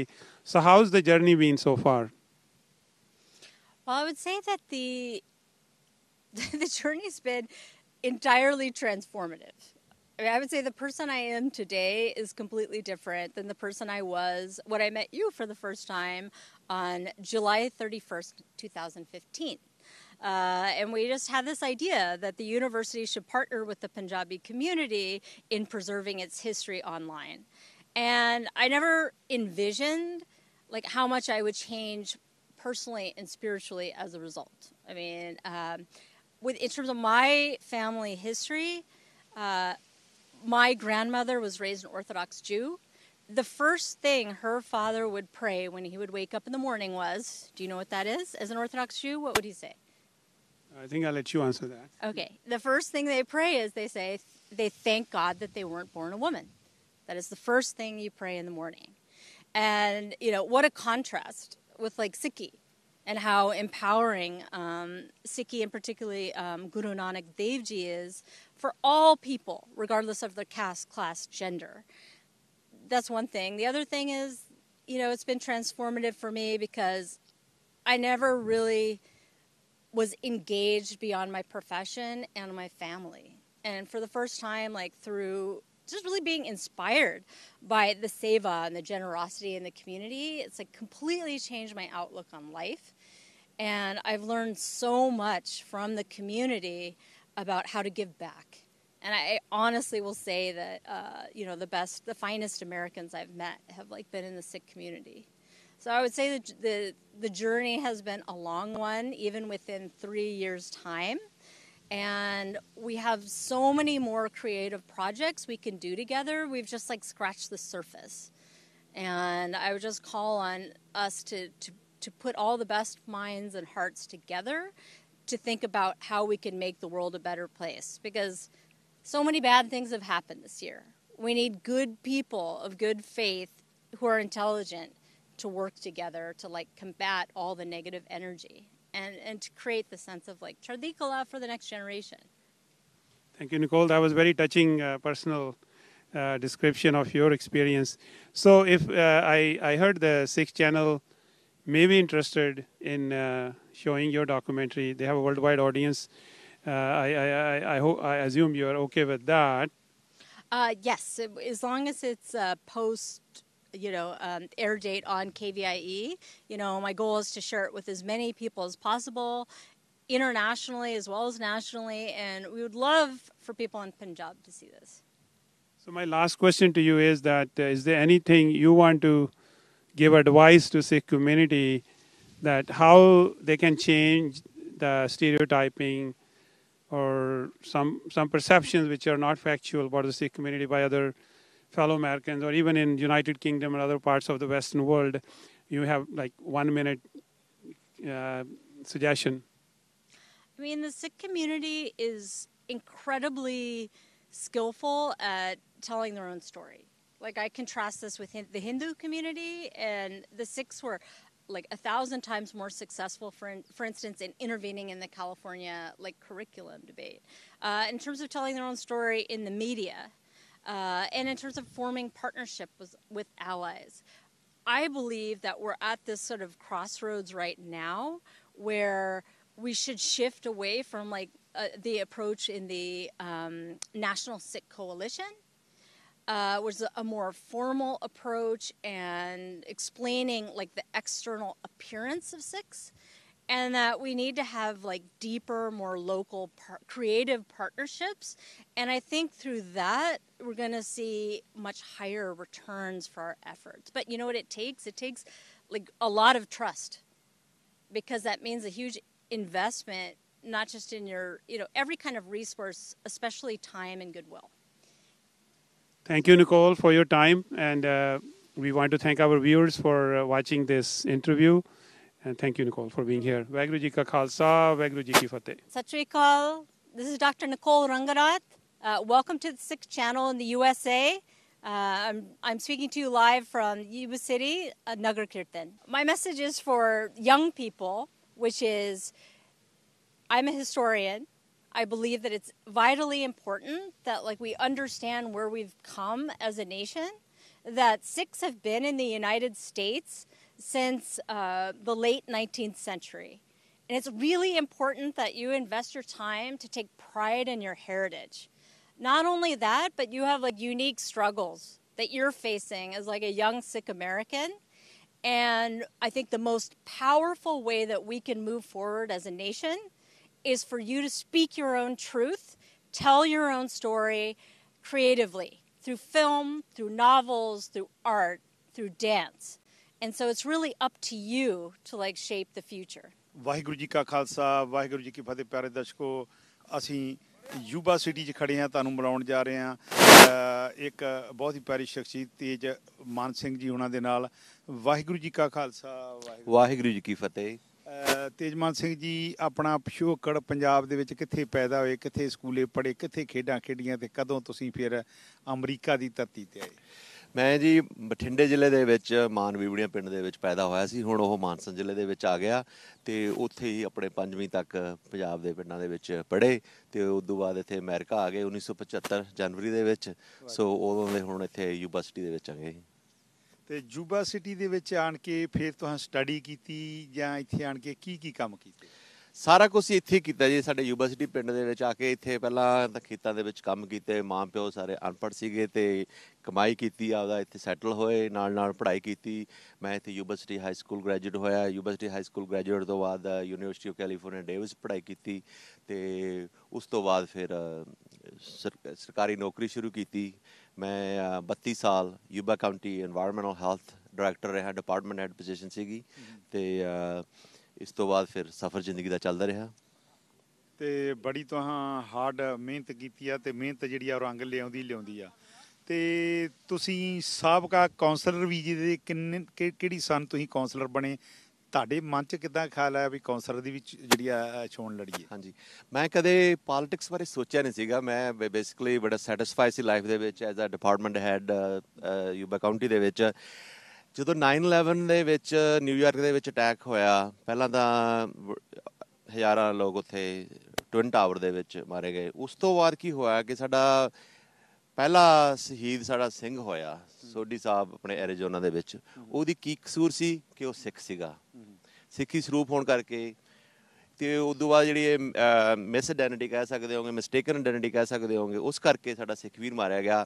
ਤਾਂ ਅਸੀਂ ਇਸ 'ਤੇ ਕਾਫੀ ਸੋਚ ਵਿਚਾਰ ਕੀਤਾ ਵੀ ਯਾਰ ਐਡਾ ਵੱਡਾ ਦੇਸ਼ ਹੈ, ਅਮਰੀਕਾ ਨਾਲੋਂ ਵਧੀਆ ਤਾਂ ਕੋਈ ਦੇਸ਼ ਨਹੀਂ, ਅਮਰੀਕਾ ਦੀ ਸਰਕਾਰ ਬਹੁਤ ਵਧੀਆ ਹੈ, ਪੰਜਾਬ 'ਚ ਤਾਂ ਸਾਡੇ ਸਿੱਖਾਂ ਨਾਲ ਹੁੰਦਾ, ਪਰ ਇੱਥੇ ਵੀ ਹੋ ਗਿਆ ਤੇ ਇਹਦਾ ਅਸੀਂ ਕੀ ਇਲਾਜ ਕਰੀਏ, ਸਾਨੂੰ ਕੁਛ ਨਾ ਕੁਛ ਕਰਨਾ ਪੈਣਾ ਹੈ। ਸੋ ਇਹ ਤੋਂ ਅਸੀਂ ਕੱਢਿਆ ਨਿਚੋੜ ਵੀ ਸਾਨੂੰ ਨਾ ਪੋਲੀਟਿਕਸ ਦੇ ਵਿੱਚ ਆਉਣਾ ਪੈਣਾ ਹੈ। ਅਮਰੀਕਾ ਤੇ ਕੈਨੇਡਾ ਦੇ ਵਿੱਚ ਸਾਡੇ ਸਿੱਖ ਵੀਰ ਭੈਣਾਂ ਨੇ ਬੜੇ ਪ੍ਰਾਪਤੀਆਂ ਕੀਤੀਆਂ ਨੇ, ਪਰ ਅਮਰੀਕਾ ਦੇ ਵਿੱਚ ਕੋਈ ਕਾਉਂਸਲਮੈਨ ਵੀ ਨਹੀਂ ਸੀ ਬਣਿਆ। ਸੋ 2001 ਦੇ ਵਿੱਚ ਅਸੀਂ ਜਦੋਂ ਇਹ ਗੱਲਾਂ ਬਾਤਾਂ ਕੀਤੀਆਂ, ਇਕੱਠ ਕੀਤਾ, ਤਾਂ ਸਾਰੇ ਸੋਚਣ ਲੱਗੇ ਵੀ ਆਪਾਂ ਪੋਲੀਟਿਕਸ ਚਾਹੀਏ, ਫਿਰ ਕੌਣ ਆਵੇ। ਤੇ ਕਾਫੀ ਲੋਕਾਂ ਨੇ ਮੇਰਾ ਨਾਮ ਸੁਜੈਸਟ ਕੀਤਾ ਵੀ ਤੇਜ, ਤੇਰਾ ਗਵਰਨਮੈਂਟ ਐਕਸਪੀਰੀਅੰਸ ਹੈ, ਤੂੰ ਪੰਜਾਬੀ ਦੇ ਵਿੱਚ ਵੀ ਗੁਰਦੁਆਰੇ ਵੀ ਹਮੇਸ਼ਾ ਆਉਣਾ, ਤੈਨੂੰ ਆਪਣੇ ਪੰਜਾਬੀਆਂ ਦੇ ਵਿੱਚ ਵਹਿੰਦਾ ਉੱਠਦਾਗਾ। ਤਾਂ ਮੇਰਾ ਨਾਂ ਆਇਆ ਤਾਂ ਮੈਂ ਉਹ ਪਹਿਲੀ ਵਾਰੀ 2002 ਦੇ ਵਿੱਚ ਪਹਿਲਾ ਪੰਜਾਬੀ ਸੀਗਾ ਜੋ ਅਮਰੀਕਨ ਪੋਲੀਟੀਕਲ ਅਰੀਨਾ ਦੇ ਵਿੱਚ ਆ ਕੇ ਸਿਟੀ ਕਾਉਂਸਲ ਦੀ ਪੋਜੀਸ਼ਨ 'ਤੇ ਖੜਾ ਹੋਇਆ। ਪੋਜੀਸ਼ਨ ਬੜੀ ਨਿੱਕੀ ਜਿਹੀ ਸੀਗੀ, ਸਿਟੀ ਕਾਉਂਸਲ, ਉਹ ਵੀ ਇੱਕ ਨਿੱਕੇ ਜਿਹੇ ਸ਼ਹਿਰ ਯੂਬਾ ਸਿਟੀ, ਪਰ ਵੱਡੀ ਇਸ ਕਰਕੇ ਸੀ ਕਿ ਅਸੀਂ ਪੰਜਾਬੀਆਂ ਨੇ ਪੋਲੀਟਿਕਸ ਦੇ ਵਿੱਚ ਪੈਰ ਰੱਖਿਆ।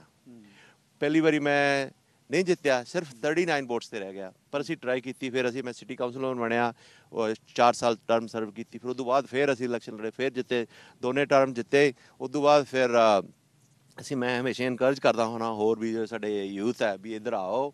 ਅਤੇ ਮੇਰਾ ਮੇਨ ਮਕਸਦ ਭਾਜੀ ਇਹ ਹੈ ਕਿ ਅਸੀਂ ਪੰਜਾਬੀ, ਸਾਡੇ ਜਿਹੜੇ ਬੱਚੇ ਹੈ ਉਹ ਇਹ ਨਾ ਫੀਲ ਕਰਨ ਕਿ ਮੈਂ ਪੰਜਾਬੀ ਹਾਂ ਸੋ ਮੈਂ ਇਸ ਪੋਜੀਸ਼ਨ ਲਈ ਨਹੀਂ ਖੜਾ ਹੋ ਸਕਦਾ। ਮੈਂ ਚਾਹੁੰਦਾ ਕਿ ਅਸੀਂ ਪੰਜਾਬੀ ਨਾ, ਅਸੀਂ ਕਿਸੇ ਨਾਲ ਘੱਟ ਆ ਨਾ ਕਿਸੇ ਨਾਲ ਵੱਧ ਆ, ਅਸੀਂ ਵੀ ਹੋਰ ਇਨਸਾਨਾਂ ਦੇ, ਹੋਰ ਅਮਰੀਕਨਸ ਦੀ ਤਰ੍ਹਾਂ ਅਸੀਂ ਵੀ ਇੱਕ ਮਿਹਨਤੀ ਅਮਰੀਕਨ ਆਂਗੇ। ਅਤੇ ਕਿਉਂ ਨਾ ਅਸੀਂ ਵੀ ਆਪਣੇ ਵਿਚਾਰਾਂ ਨਾਲ ਹੀ ਇਸ ਮਹਾਨ ਦੇਸ਼ ਨੂੰ, ਇੰਨੇ ਵਧੀਆ ਅਮਰੀਕਾ ਦੇਸ਼ ਨੂੰ ਹੋਰ ਵਧੀਆ ਬਣਾਈਏ, ਜਿਹਦੇ ਅਸੀਂ ਵੀ ਪਾਰਟ ਹੋ ਸਕੀਏ। ਕਿਉਂਕਿ ਪਹਿਲਾਂ ਜਦੋਂ ਅਮਰੀਕਾ ਬਣੀ ਸੀਗੀ, ਜਿਹੜੇ ਜੋਰਜ ਵਾਸ਼ਿੰਗਟਨ, ਥਾਮਸ ਜੈਫਰਸਨ ਦੇ ਫਾਊਂਡਰ ਸੀਗੇ, ਉਹ ਰਿਚ ਅਮਰੀਕਨ ਫਾਰਮਰ ਸੀਗੇ, ਉਦੋਂ ਜ਼ਿਆਦਾ ਉਹਨਾਂ ਦੇ ਅਧਿਕਾਰਾਂ ਲਈ ਸੀਗਾ। ਹੌਲੀ ਹੌਲੀ ਅਫਰੀਕਨ ਅਮਰੀਕਨਸ ਨੇ, ਬਲੈਕ ਅਮਰੀਕਨਸ ਨੇ ਆਪਦੇ ਰਾਈਟਸ ਲਈ ਫਾਈਟ ਕੀਤਾ। ਹੌਲੀ ਹੌਲੀ ਡਿਫਰੈਂਟ ਮਾਈਨੋਰਟੀਆਂ ਇਨਕਲੂਡ ਕੀਤੀਆਂ ਗਈਆਂ ਇਹਦੇ ਵਿੱਚ। ਅਸੀਂ ਚਾਹੁੰਦੇ ਹਾਂ ਕਿ ਹਰ ਇੱਕ ਮਾਈਨੋਰਟੀ ਨੂੰ ਪੂਰਾ ਹੱਕ ਮਿਲੇ, ਸਿਰਫ ਸਾਨੂੰ ਪੰਜਾਬੀਆਂ ਸਿੱਖਾਂ ਨੂੰ ਨਹੀਂ, ਸਾਰਿਆਂ ਮਾਈਨੋਰਟੀਆਂ ਨੂੰ, ਅਤੇ ਇਸ ਦੇਸ਼ ਨੂੰ ਵਧੀਆ ਬਣਾਈਏ। ਅਤੇ ਅਸੀਂ ਇਨਕਰੇਜ ਕਰਦੇ ਹਾਂ ਸਾਡੇ ਸਿੱਖ ਵੀਰਾਂ ਭੈਣਾਂ ਨੂੰ ਕਿ ਇਸ ਅਰੀਨਾ ਦੇ ਵਿੱਚ ਆਓ। ਜਿੱਦਾਂ ਤੁਸੀਂ ਖੇਤੀਬਾੜੀ ਦੇ ਵਿੱਚ ਸਿੱਖਾਂ ਵੀਰਾਂ ਭੈਣਾਂ ਨੇ ਤਰੱਕੀ ਕੀਤੀ ਹੈ, ਹੁਣ ਕੈਲੀਫੋਰਨੀਆ ਦੀ ਖੇਤੀਬਾੜੀ ਬਾਰੇ ਸਾਰਾ ਮਸ਼ਹੂਰ ਨੇ ਸਾਡੇ ਸਿੱਖ ਵੀਰ ਭੈਣ। ਇੱਦਾਂ ਫਿਰ ਇਹਦੇ ਬਾਅਦ ਟਰੱਕਿੰਗ ਇੰਡਸਟਰੀ ਦੇ ਹੁਣ ਮਾਹਰ ਨੇਗੇ। ਫਿਰ ਇਹ ਤੋਂ ਬਾਅਦ ਆਪਣੇ ਸਮਾਲ ਬਿਜ਼ਨਸ ਦੇ ਵਿੱਚ ਕੋਈ ਵੀ ਤਰ੍ਹਾਂ ਦੀ ਬਿਜ਼ਨਸ ਹੋਵੇ, ਕੋਈ ਹਸਪੀਟਲ ਨਹੀਂ ਜਿੱਥੇ ਸਾਡਾ ਸਿੱਖ ਵੀਰ ਡਾਕਟਰ ਨਹੀਂ ਹੈਗਾ। ਕਿਉਂ ਨਾ ਅਸੀਂ ਇਹ ਵੀ ਹੋਵੇ ਕਿ ਕੋਈ ਅਸੈਂਬਲੀ ਹਾਲ ਨਾ ਹੋਵੇ, ਕੋਈ ਸਿਟੀ ਕਾਉਂਸਲ ਚੇਂਬਰ ਨਾ ਹੋਵੇ, ਵਾਈਟ ਹਾਊਸ ਨਾ ਹੋਵੇ, ਵਾਈਟ ਹਾਊਸ ਚਲੋ ਠਹਿਰ ਕੇ, ਪਰ ਕੋਈ ਵੀ ਅਸੈਂਬਲੀ ਹਾਲ, ਕੋਈ ਕਾਂਗਰਸ ਹਾਲ, ਕੋਈ ਸੈਨੇਟ ਹਾਲ, ਕਿਤੇ ਵੀ ਹੋਵੇ ਜਿੱਥੇ ਸਾਡਾ ਪੰਜਾਬੀ ਨਾ ਹੋਵੇ, ਅਸੀਂ ਚਾਹੁੰਦੇ ਹਾਂ। ਅਤੇ ਇੱਕ ਦਿਨ ਕੱਲ੍ਹ ਨੂੰ ਜੇ ਸਾਡਾ ਪੰਜਾਬੀ ਸਿੱਖ ਵੀਰ ਭੈਣ ਖੜੇ ਹੁੰਦੇ ਆ ਪ੍ਰੈਜ਼ੀਡੈਂਟ ਵਾਸਤੇ ਵੀ, ਉਹਦੇ ਵਿੱਚ ਇਹ ਕੋਈ ਇੱਦਾਂ ਨਹੀਂ ਹੋਣਾ ਚਾਹੀਦਾ ਵੀ ਇਹ ਮਜ਼ਾਕ ਹੈ ਵੀ ਸਾਡਾ ਕੋਈ ਪੰਜਾਬੀ ਖੜਾ ਹੋਇਆ। ਕਿਉਂਕਿ ਜਦੋਂ ਮੈਂ 2002 ਦੇ ਵਿੱਚ ਪਹਿਲੀ ਵਾਰੀ ਖੜਾ ਹੋਇਆ ਨਾ, ਅਤੇ ਸਾਡੇ ਪੰਜਾਬੀ ਕੋਈ ਹੱਸਦੇ ਹੁੰਦੇ ਸੀ, ਕਹਿੰਦੇ ਯਾਰ ਆਪਣਾ ਪੰਜਾਬੀ ਖੜਾ ਹੋ ਗਿਆ ਵਿਚਾਰੇ ਨੂੰ, ਇਹਨੂੰ ਕਿਹਨੇ ਵੋਟ ਪਾਉਣੀ ਹੈ। ਅਤੇ ਹੁਣ ਜਿੱਥੇ ਵੀ ਜਾਈਦਾ ਹੈਗਾ, ਹੁਣ ਹੋਰ ਸ਼ਹਿਰਾਂ ਦੇ ਵਿੱਚ ਮੈਂ ਕਈ ਵਾਰੀ ਜਦੋਂ ਜਾਂਦਾ, ਜਿੱਥੇ ਆਪਣੇ ਪੰਜਾਬੀ ਖੜੇ ਹੋਏ ਹੁੰਦੇ ਆ, ਉਹਨਾਂ ਨਾਲ ਗੱਲਬਾਤ ਕਰੀਦੀ, ਉਹਨਾਂ ਨੂੰ ਆਪਣੇ ਆਪ ਨੂੰ ਇੰਟਰੋਡਿਊਸ ਕਰੀਦਾ। ਉਹ ਕਹਿੰਦੇ ਭਾਜੀ ਅਸੀਂ ਤੁਹਾਨੂੰ ਵੇਖ ਕੇ ਅਸੀਂ ਇਸ ਫੀਲਡ ਦੇ ਵਿੱਚ ਆਏ ਹਾਂ। ਕਿੰਨਾ ਚਿਰ ਤੁਸੀਂ ਕਾਉਂਸਲਰ ਰਹੇ? ਮੈਂ 8 ਸਾਲ ਰਿਹਾ ਜੀ। ਅਤੇ ਜਦੋਂ ਤੁਸੀਂ ਚੋਣ ਲੜੀ, ਉਦੋਂ ਯੂਬਾ ਸਿਟੀ 'ਚ ਕਿੰਨੇ ਕੁ ਆਪਣੇ ਜਿਹੜਾ ਭਾਈਚਾਰਾ ਰਹਿੰਦਾ ਸੀਗਾ, ਅਤੇ ਅੱਜ ਕੱਲ੍ਹ ਕਿੰਨਾ ਕੁ ਰਹਿੰਦਾ? ਭਾਈਚਾਰਾ ਤਾਂ ਜਿੱਦਾਂ ਅਸੀਂ ਕਹਿੰਦੇ ਹਾਂ, ਆਪਣੇ ਹੁਣ ਕੋਈ ਹਿਸਟਰੀ ਲਿਖਾ ਲੈਂਦਾ, ਕੋਈ ਸਿੱਖ ਲਿਖਾ ਲੈਂਦਾ, ਕੋਈ ਪੰਜਾਬੀ ਲਿਖਾ ਲੈਂਦਾ ਹੈ। ਸੋ ਇਟਸ ਐਸਟੀਮੇਟ ਨੇ, ਆਪਣੇ ਕੋਲ ਐਗਜ਼ੈਕਟ ਨੰਬਰ ਤਾਂ ਹੈ ਨਹੀਂ ਸੀਗੇ। ਜਿੱਦਾਂ ਅਸੀਂ ਪਹਿਲਾਂ ਵੀ ਕਿਹਾ, ਆਪਣੇ ਕਾਫੀ ਚਿਰ ਤੋਂ 8-10 ਹਜ਼ਾਰ 12 ਹਜ਼ਾਰ ਦੀ ਪਾਪੂਲੇਸ਼ਨ ਹੈਗੀ। ਜਦੋਂ ਮੈਂ ਪਹਿਲੀ ਵਾਰੀ 2002 ਦੇ ਵਿੱਚ ਇਲੈਕਸ਼ਨ ਲੜੇ, ਅਤੇ ਅਸੀਂ ਉਹ ਜਿਹੜਾ ਟੋਟਲ ਇਲੈਕਟਿਡ ਜਿਹੜੇ ਰਜਿਸਟਰਡ ਵੋਟਰਾਂ ਦਾ ਰਜਿਸਟਰ ਲਿਆ, ਤਾਂ ਉਹਦੇ ਵਿੱਚ ਸਿਰਫ ਕੀ ਆਉਂਦਾ 1082 ਪੰਜਾਬੀ ਨਾਂ ਸੀਗੇ ਟੋਟਲ, 1082, ਅਤੇ 22-23 ਹਜ਼ਾਰ ਟੋਟਲ ਜਿਹੜੇ ਰਜਿਸਟਰਡ ਵੋਟਰ ਨੇ ਇਸ ਇਲਾਕੇ ਦੇ ਵਿੱਚ। ਸੋ ਜਾਣੀ ਕਿ ਵੀ ਬੜਾ ਸਮਾਲ ਪਰਸੈਂਟੇਜ ਸੀਗਾ। ਅਸੀਂ ਉਦੋਂ ਬਾਅਦ ਜਦੋਂ ਜਿੱਦਾਂ ਇਲੈਕਸ਼ਨ ਲੜਦੇ ਰਹੇ, ਆਪਣੇ ਪੰਜਾਬੀ ਰਜਿਸਟ੍ਰੇਸ਼ਨ ਕਰਦੇ ਰਹੇ, ਵੋਟਰ ਰਜਿਸਟ੍ਰੇਸ਼ਨ ਕਰਦੇ ਰਹੇ। ਇਸ ਵੇਲੇ ਕੋਈ ਤਕਰੀਬਨ ਸਾਡੇ ਆਲਮੋਸਟ 3000 ਰਜਿਸਟਰਡ ਵੋਟਰ ਹੋਣੇ ਆ। ਸਾਡੇ ਪੰਜਾਬੀ ਭਾਈਚਾਰਾ ਜਿਹੜਾ, ਇਹਨਾਂ ਦੀਆਂ ਅਸੀਂ ਵੋਟਾਂ ਧੰਨਵਾਦ ਕਰਦੇ ਹਾਂ, ਸਿਰਫ ਪੰਜਾਬੀ ਵੋਟਾਂ ਨਾਲ ਨਹੀਂ, ਜਿੱਦੇ ਕਿਉਂਕਿ 9-10 ਹਜ਼ਾਰ ਵੋਟਾਂ ਸਿਟੀ ਕਾਉਂਸਲ ਲਈ ਚਾਹੀਦੀਆਂ ਸੀਗੀਆਂ, ਜਿਹਦੇ ਵਿੱਚੋਂ ਜਦੋਂ ਮੈਂ ਪਹਿਲੀ ਵਾਰੀ ਖੜਾ ਹੋਇਆ ਸਿਰਫ 1000 ਰਜਿਸਟਰਡ ਵੋਟਰ ਸੀ। ਜੇ ਉਹਨਾਂ ਸਾਰਿਆਂ ਨੇ ਵੀ ਪਾਈਆਂ ਤਾਂ ਵੀ 1000 ਹੀ ਵੋਟ ਹੋਈ 9-10 ਦੇ ਵਿੱਚੋਂ। ਪਰ ਸਾਡੇ ਪੰਜਾਬੀ ਭਾਈਚਾਰੇ ਨੇ ਪਿਆਰ ਬਹੁਤ ਦਿੱਤਾ, ਬਹੁਤ ਮਦਦ ਕੀਤੀ। ਕਿਸੇ ਮਾਇਕ ਸਹਾਇਤਾ, ਜਦੋਂ ਵੀ ਕਿਸੇ ਪੈਸੇ ਦੀ ਲੋੜ ਹੁੰਦੀ ਸੀਗੀ, 2 ਫੋਨ ਕਾਲ ਕਰੀਦੇ ਸੀ, ਕਿੰਨੇ ਮੇਰੇ ਵੀਰ ਭੈਣ ਇਕੱਠੇ ਹੋ ਜਾਂਦੇ ਸੀ ਤੇ ਜਿੰਨੀ ਵੀ ਪੈਸੇ ਦੀ ਲੋੜ ਹੁੰਦੀ ਸੀਗੀ ਤੇਜ ਕਹਿੰਦੇ ਲਓ ਤੁਸੀਂ ਬਸ ਆਪਦਾ ਕੰਮ ਕਰ, ਪੈਸਾ ਤੇਰੇ ਲਈ ਕੋਈ ਪ੍ਰੋਬਲਮ ਨਹੀਂ ਹੋਣੀ ਚਾਹੀਦੀ। ਸੋ ਬੜਾ ਪਿਆਰ ਮਿਲਿਆ ਸ਼ਹਿਰ ਤੋਂ। ਉਦੋਂ ਬਾਅਦ ਹੁਣ ਹੋਰ ਪਿਆਰ ਮਿਲਿਆ। ਮੈਂ ਸੋਚਦਾ ਸੀ ਚਲੋ ਮੈਂ 8 ਸਾਲ ਸਿਟੀ ਕਾਊਂਸਲ ਰਹਿ ਚੁੱਕਾ, ਹੁਣ ਬਸ ਕਰਾਂ, ਹੋਰ ਕਿਸੇ ਨੂੰ ਵਾਰੀ ਲੈਣ ਦਿਓ, ਤੇ ਹੋਰਾਂ ਨੂੰ ਇਨਕਰੇਜ ਵੀ ਕੀਤਾ। ਪਰ ਹੁਣ ਮੈਨੂੰ ਫੇਰ ਸਿੱਖ ਭਾਈਚਾਰੇ ਨੇ ਕਿਹਾ ਵੀ ਤੇਰਾ ਹੁਣ ਨਾਮ ਬਣਿਆ ਹੋਇਆ, ਇੱਕ ਤਰ੍ਹਾਂ ਦਾ ਬ੍ਰਾਂਡ ਬਣਿਆ ਹੋਇਆ ਤੇਜਮਾਨ, ਤਾਂ ਉਹ ਚਾਹੁੰਦੇ ਨੇ ਕਿ ਮੈਂ ਹੁਣ ਉਦੋਂ ਹਾਇਰ ਪੋਜੀਸ਼ਨ ਲਈ ਖੜਾ ਹੋਵਾਂ। ਤੇ ਆਉਣ ਵਾਲੇ ਸਾਲ ਦੇ ਵਿੱਚ ਫਿਰ ਮੈਂ ਕਾਊਂਟੀ ਸੁਪਰਵਾਈਜ਼ਰ ਲਈ ਖੜਾ ਹੋ ਰਿਹਾ। ਤੇ ਜੇ ਵਾਹਿਗੁਰੂ ਦੀ ਮਿਹਰ ਰਹੀ ਤਾਂ ਜੋ ਵੀ ਅੱਗੋਂ ਉਹਨਾਂ ਦੀ ਮਰਜ਼ੀ ਹੋਊਗੀ ਉਸ ਅਨੁਸਾਰ ਆਪਾਂ ਪੋਲੀਟਿਕਸ 'ਚ ਰਹਾਂਗੇ। ਮਿਹਰ ਹੋਊਗੀ ਕਿਉਂਕਿ ਸੰਗਤਾਂ ਦੇ ਵਿੱਚ ਰੱਬ ਵਸਦਾ ਤੇ ਸੰਗਤਾਂ ਤੁਹਾਨੂੰ ਪਿਆਰ ਕਰਦੀਆਂ, ਤੁਹਾਡੇ ਕੰਮਾਂ ਨੂੰ ਪਿਆਰ ਕਰਦੀਆਂ। ਤੇ ਤੁਸੀਂ ਕੀ ਕੰਮ ਕੀਤੇ ਜਦੋਂ ਤੁਸੀਂ ਕੌਂਸਲਰ ਬਣੇ ਆ ਆਪਣੇ ਕਮਿਊਨਿਟੀ ਦੇ ਜਾਂ ਦੂਜਿਆਂ ਦੇ? ਕੀ ਤੁਹਾਂ ਮੱਲਾਂ ਮਾਰੀਆਂ ਇੱਥੇ? 8 ਸਾਲ ਦਾ ਟਾਈਮ ਬਹੁਤ ਲੰਬਾ ਹੁੰਦਾ। ਹਾਂਜੀ, ਟਾਈਮ ਆਮ ਤਾਂ ਜਿਹੜੇ ਕਮਿਊਨਿਟੀ ਦੇ ਪ੍ਰੋਜੈਕਟ ਹੁੰਦੇ ਆ ਉਹ ਕਿਸੇ ਇੱਕ ਇਕੱਲੇ ਕਾਊਂਸਲਮੈਨ ਦੇ ਨਹੀਂ ਹੁੰਦੇ, ਰਲ ਕੇ ਕੰਮ ਕਰੀਦੇ ਨੇਗੇ। ਸਾਡਾ ਜਿਹੜਾ ਮੇਨ ਜਿਹੜਾ ਸਿਟੀ ਦੇ ਫੰਕਸ਼ਨ ਹੁੰਦੇ ਨੇ ਨਾ, ਉਹ ਹੁੰਦਾ police, fire, roads, sewer, water infrastructure, ਜਿਹੜਾ ਟਿਪੀਕਲ ਇਨਫਰਾਸਟਰਕਚਰ ਹੁੰਦਾ ਨਾ ਉਹਨੂੰ ਮੇਨਟੇਨ ਰੱਖੀਏ, ਸਟਰੀਟਸ ਨੂੰ ਇੰਪਰੂਵ ਕਰੀਏ, ਟ੍ਰੈਫਿਕ ਨੂੰ ਇੰਪਰੂਵ ਕਰੀਏ। ਮੈਂ ਕਹੂੰਗਾ ਜੀ ਜਿਹੜੀ ਸਾਡੀ ਮੇਨ ਅਕਾਂਪਲਿਸ਼ਮੈਂਟ ਸੀਗੀ, ਸਾਡੇ ਇੱਥੇ ਦਰਿਆ ਆਪਣੇ ਪੰਜਾਬ ਵਾਂਗੂ 3-4 ਦਰਿਆ ਨੇ ਇੱਥੇ ਇਸ ਇਲਾਕੇ ਦੇ। ਦੱਸਦੇ ਆ 5 ਦਰਿਆ। ਹਾਂਜੀ ਹਾਂਜੀ।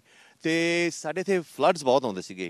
ਫਲੱਡਸ ਆਉਣ ਕਾਰਨ ਇੱਕ ਤਾਂ ਜਿਹੜਾ ਤੁਹਾਡਾ ਮਾਲੀ ਨੁਕਸਾਨ ਹੁੰਦਾ, ਮੌਤਸ ਵੀ ਹੋ ਜਾਂਦੀਆਂ ਨੇ। ਬੜੇ ਵੱਡੇ ਫਲੱਡ ਆਏ ਨੇ ਇੱਥੇ, ਇਤਿਹਾਸਿਕ ਫਲੱਡਸ ਆਏ ਹੋਏ ਨੇ ਇਸ ਏਰੀਏ ਦੇ ਵਿੱਚ। ਦੂਜਾ ਹੈ ਕੋਈ ਵੀ ਬਿਜ਼ਨਸ ਨਹੀਂ ਸੋਚਦੀ ਵੀ ਅਸੀਂ ਇੱਥੇ ਜਾ ਕੇ ਲੋਕੇਟ ਕਰੀਏ, ਇੰਨੇ ਮਿਲੀਅਨਸ ਡਾਲਰ ਇੰਡਸਟਰੀ ਇਨਵੈਸਟ ਕਰੀਏ ਜਿੱਥੇ ਪਤਾ ਨਹੀਂ ਵੀ ਸਾਲ ਦੇ ਵਿੱਚ ਫਲੱਡ ਆ ਜਾਣਾ ਹੈ। ਸੋ ਮੇਰਾ ਪਹਿਲਾ ਇਹ ਮੇਨ ਪ੍ਰੋਜੈਕਟ ਸੀ, ਅਸੀਂ ਨਾ ਜਿਹੜੀਆਂ ਇੱਥੋਂ ਦੀਆਂ ਲੈਵੀਜ਼ ਉਹ ਸਟਰੈਂਥਨ ਕੀਤੀਆਂ। ਤਕਰੀਬਨ $500 million ਲਾਇਆ ਅਸੀਂ। Local tax, sales tax pass ਕਰਾਇਆ ਫਲੱਡ ਵਾਸਤੇ, ਪ੍ਰੋਪਰਟੀ ਟੈਕਸ 'ਤੇ। ਉਹਦੇ that was a matching fund. ਜ਼ਿਆਦਾ ਪੈਸਾ ਸਾਨੂੰ ਫੈਡਰਲ ਗਵਰਨਮੈਂਟ ਤੋਂ ਅਤੇ ਸਟੇਟ ਤੋਂ ਮਿਲਿਆ। ਉਹਨਾਂ ਦੇ ਨਾਲ ਅਸੀਂ ਲੈਵੀਜ਼ ਸਟਰੋਂਗ ਕੀਤੀਆਂ। ਉਹਦੇ ਨਾਲ ਲੈਵੀਜ਼ ਦੇ ਸਟਰੋਂਗ ਨਾਲ ਸਾਡੇ ਇੱਥੇ ਜਾਬਸ, ਪਹਿਲਾਂ ਸਿਰਫ ਐਗ ਜਾਬ ਸੀਗੇ, ਹੁਣ ਹੋਰ ਵੀ ਜਾਬਸ ਹੌਲੀ ਆ ਰਹੇ ਨੇ। ਅਤੇ ਮੈਂ ਕਹੂੰਗਾ ਸਾਰਿਆਂ ਨਾਲੋਂ ਵੱਡਾ ਤਾਂ ਇਹ ਸੀ। ਇਸ ਤੋਂ ਇਲਾਵਾ ਹੋਰ ਇਨਫਰਾਸਟਰਕਚਰ, ਸੂਅਰ, ਵਾਟਰ, ਹੋਰ ਸਾਡੇ ਜਿਹੜੇ ਸਪੈਸੀਫਿਕਲੀ ਜਿਹੜੇ ਸਾਡੇ ਪੰਜਾਬੀਆਂ ਦੇ ਹੁੰਦੇ ਆ, ਜਿੱਦਾਂ ਸਾਡੇ ਬਜ਼ੁਰਗ ਨੇ ਉਹ ਪਾਰਕਾਂ ਦੇ ਵਿੱਚ ਜ਼ਿਆਦਾ ਜਾਂਦੇ ਨੇਗੇ, ਗੋਰੇ ਜਾਂਦੇ ਹੁੰਦੇ ਆ ਸੀਨੀਅਰ ਸੈਂਟਰਸ ਵਗੈਰਾ ਦੇ ਵਿੱਚ। ਤਾਂ ਸਾਡੇ ਪੰਜਾਬੀਆਂ ਦੀ ਰਿਕੁਐਸਟ ਸੀਗੀ ਕਿ ਵੀ ਤੇਜ ਬੇਟਾ ਸਾਡੇ ਲਈ ਨਾ ਬਹਿਣ ਲਈ ਕੋਈ ਇੰਤਜ਼ਾਮ ਕਰ, ਕੋਈ ਕਵਰਡ ਏਰੀਆ ਹੋਵੇ ਜਿੱਥੇ ਬੈਂਚਸ ਵਗੈਰਾ ਹੋਣ। ਫਿਰ ਮੈਂ ਉਹ ਪਾਰਕ ਦੇ ਵਿੱਚ ਲਗਵਾਏ ਸੀਗੇ। ਇਸ ਤੋਂ ਇਲਾਵਾ ਜਿੱਦਾਂ ਕੰਮ ਹੁੰਦੇ ਆ ਉਹ ਤਾਂ ਸਾਰੀ ਕੌਮ ਦੇ ਹੁੰਦੇ ਹੈਗੇ, ਇੱਕ ਕਮਿਊਨਿਟੀ ਦੇ ਨਹੀਂ ਹੁੰਦੇ। ਹਾਂ, ਮੈਂ ਪੰਜਾਬੀ ਹੋਣ ਕਰਕੇ ਮੇਰੇ 'ਤੇ ਹੋਰ ਵੀ ਜ਼ਿੰਮੇਵਾਰੀ ਆ ਜਾਂਦੀ ਹੈ ਕਿ ਮੈਂ ਸਾਡੇ ਪੰਜਾਬੀਆਂ ਦੀਆਂ ਵੀ ਗੱਲਾਂ ਸੁਣਾ ਕੇ ਐਕਸੈਸਿਬਲ ਹੋਵਾਂ ਪੰਜਾਬੀਆਂ ਨੂੰ। ਕਈ ਵਾਰੀ ਪੰਜਾਬੀ ਸਾਡੀ ਬੋਲੀ ਕਰਕੇ ਜਾਂ ਨਾ ਜਾਣ ਪਛਾਣ ਕਰਕੇ ਦੂਜੇ ਜਿਹੜੇ ਹੋਰ ਕਾਊਂਸਲਮੈਨ ਹੁੰਦੇ ਆ ਉਹ ਇੰਨੇ ਅਵੇਲੇਬਲ ਨਹੀਂ ਹੁੰਦੇ।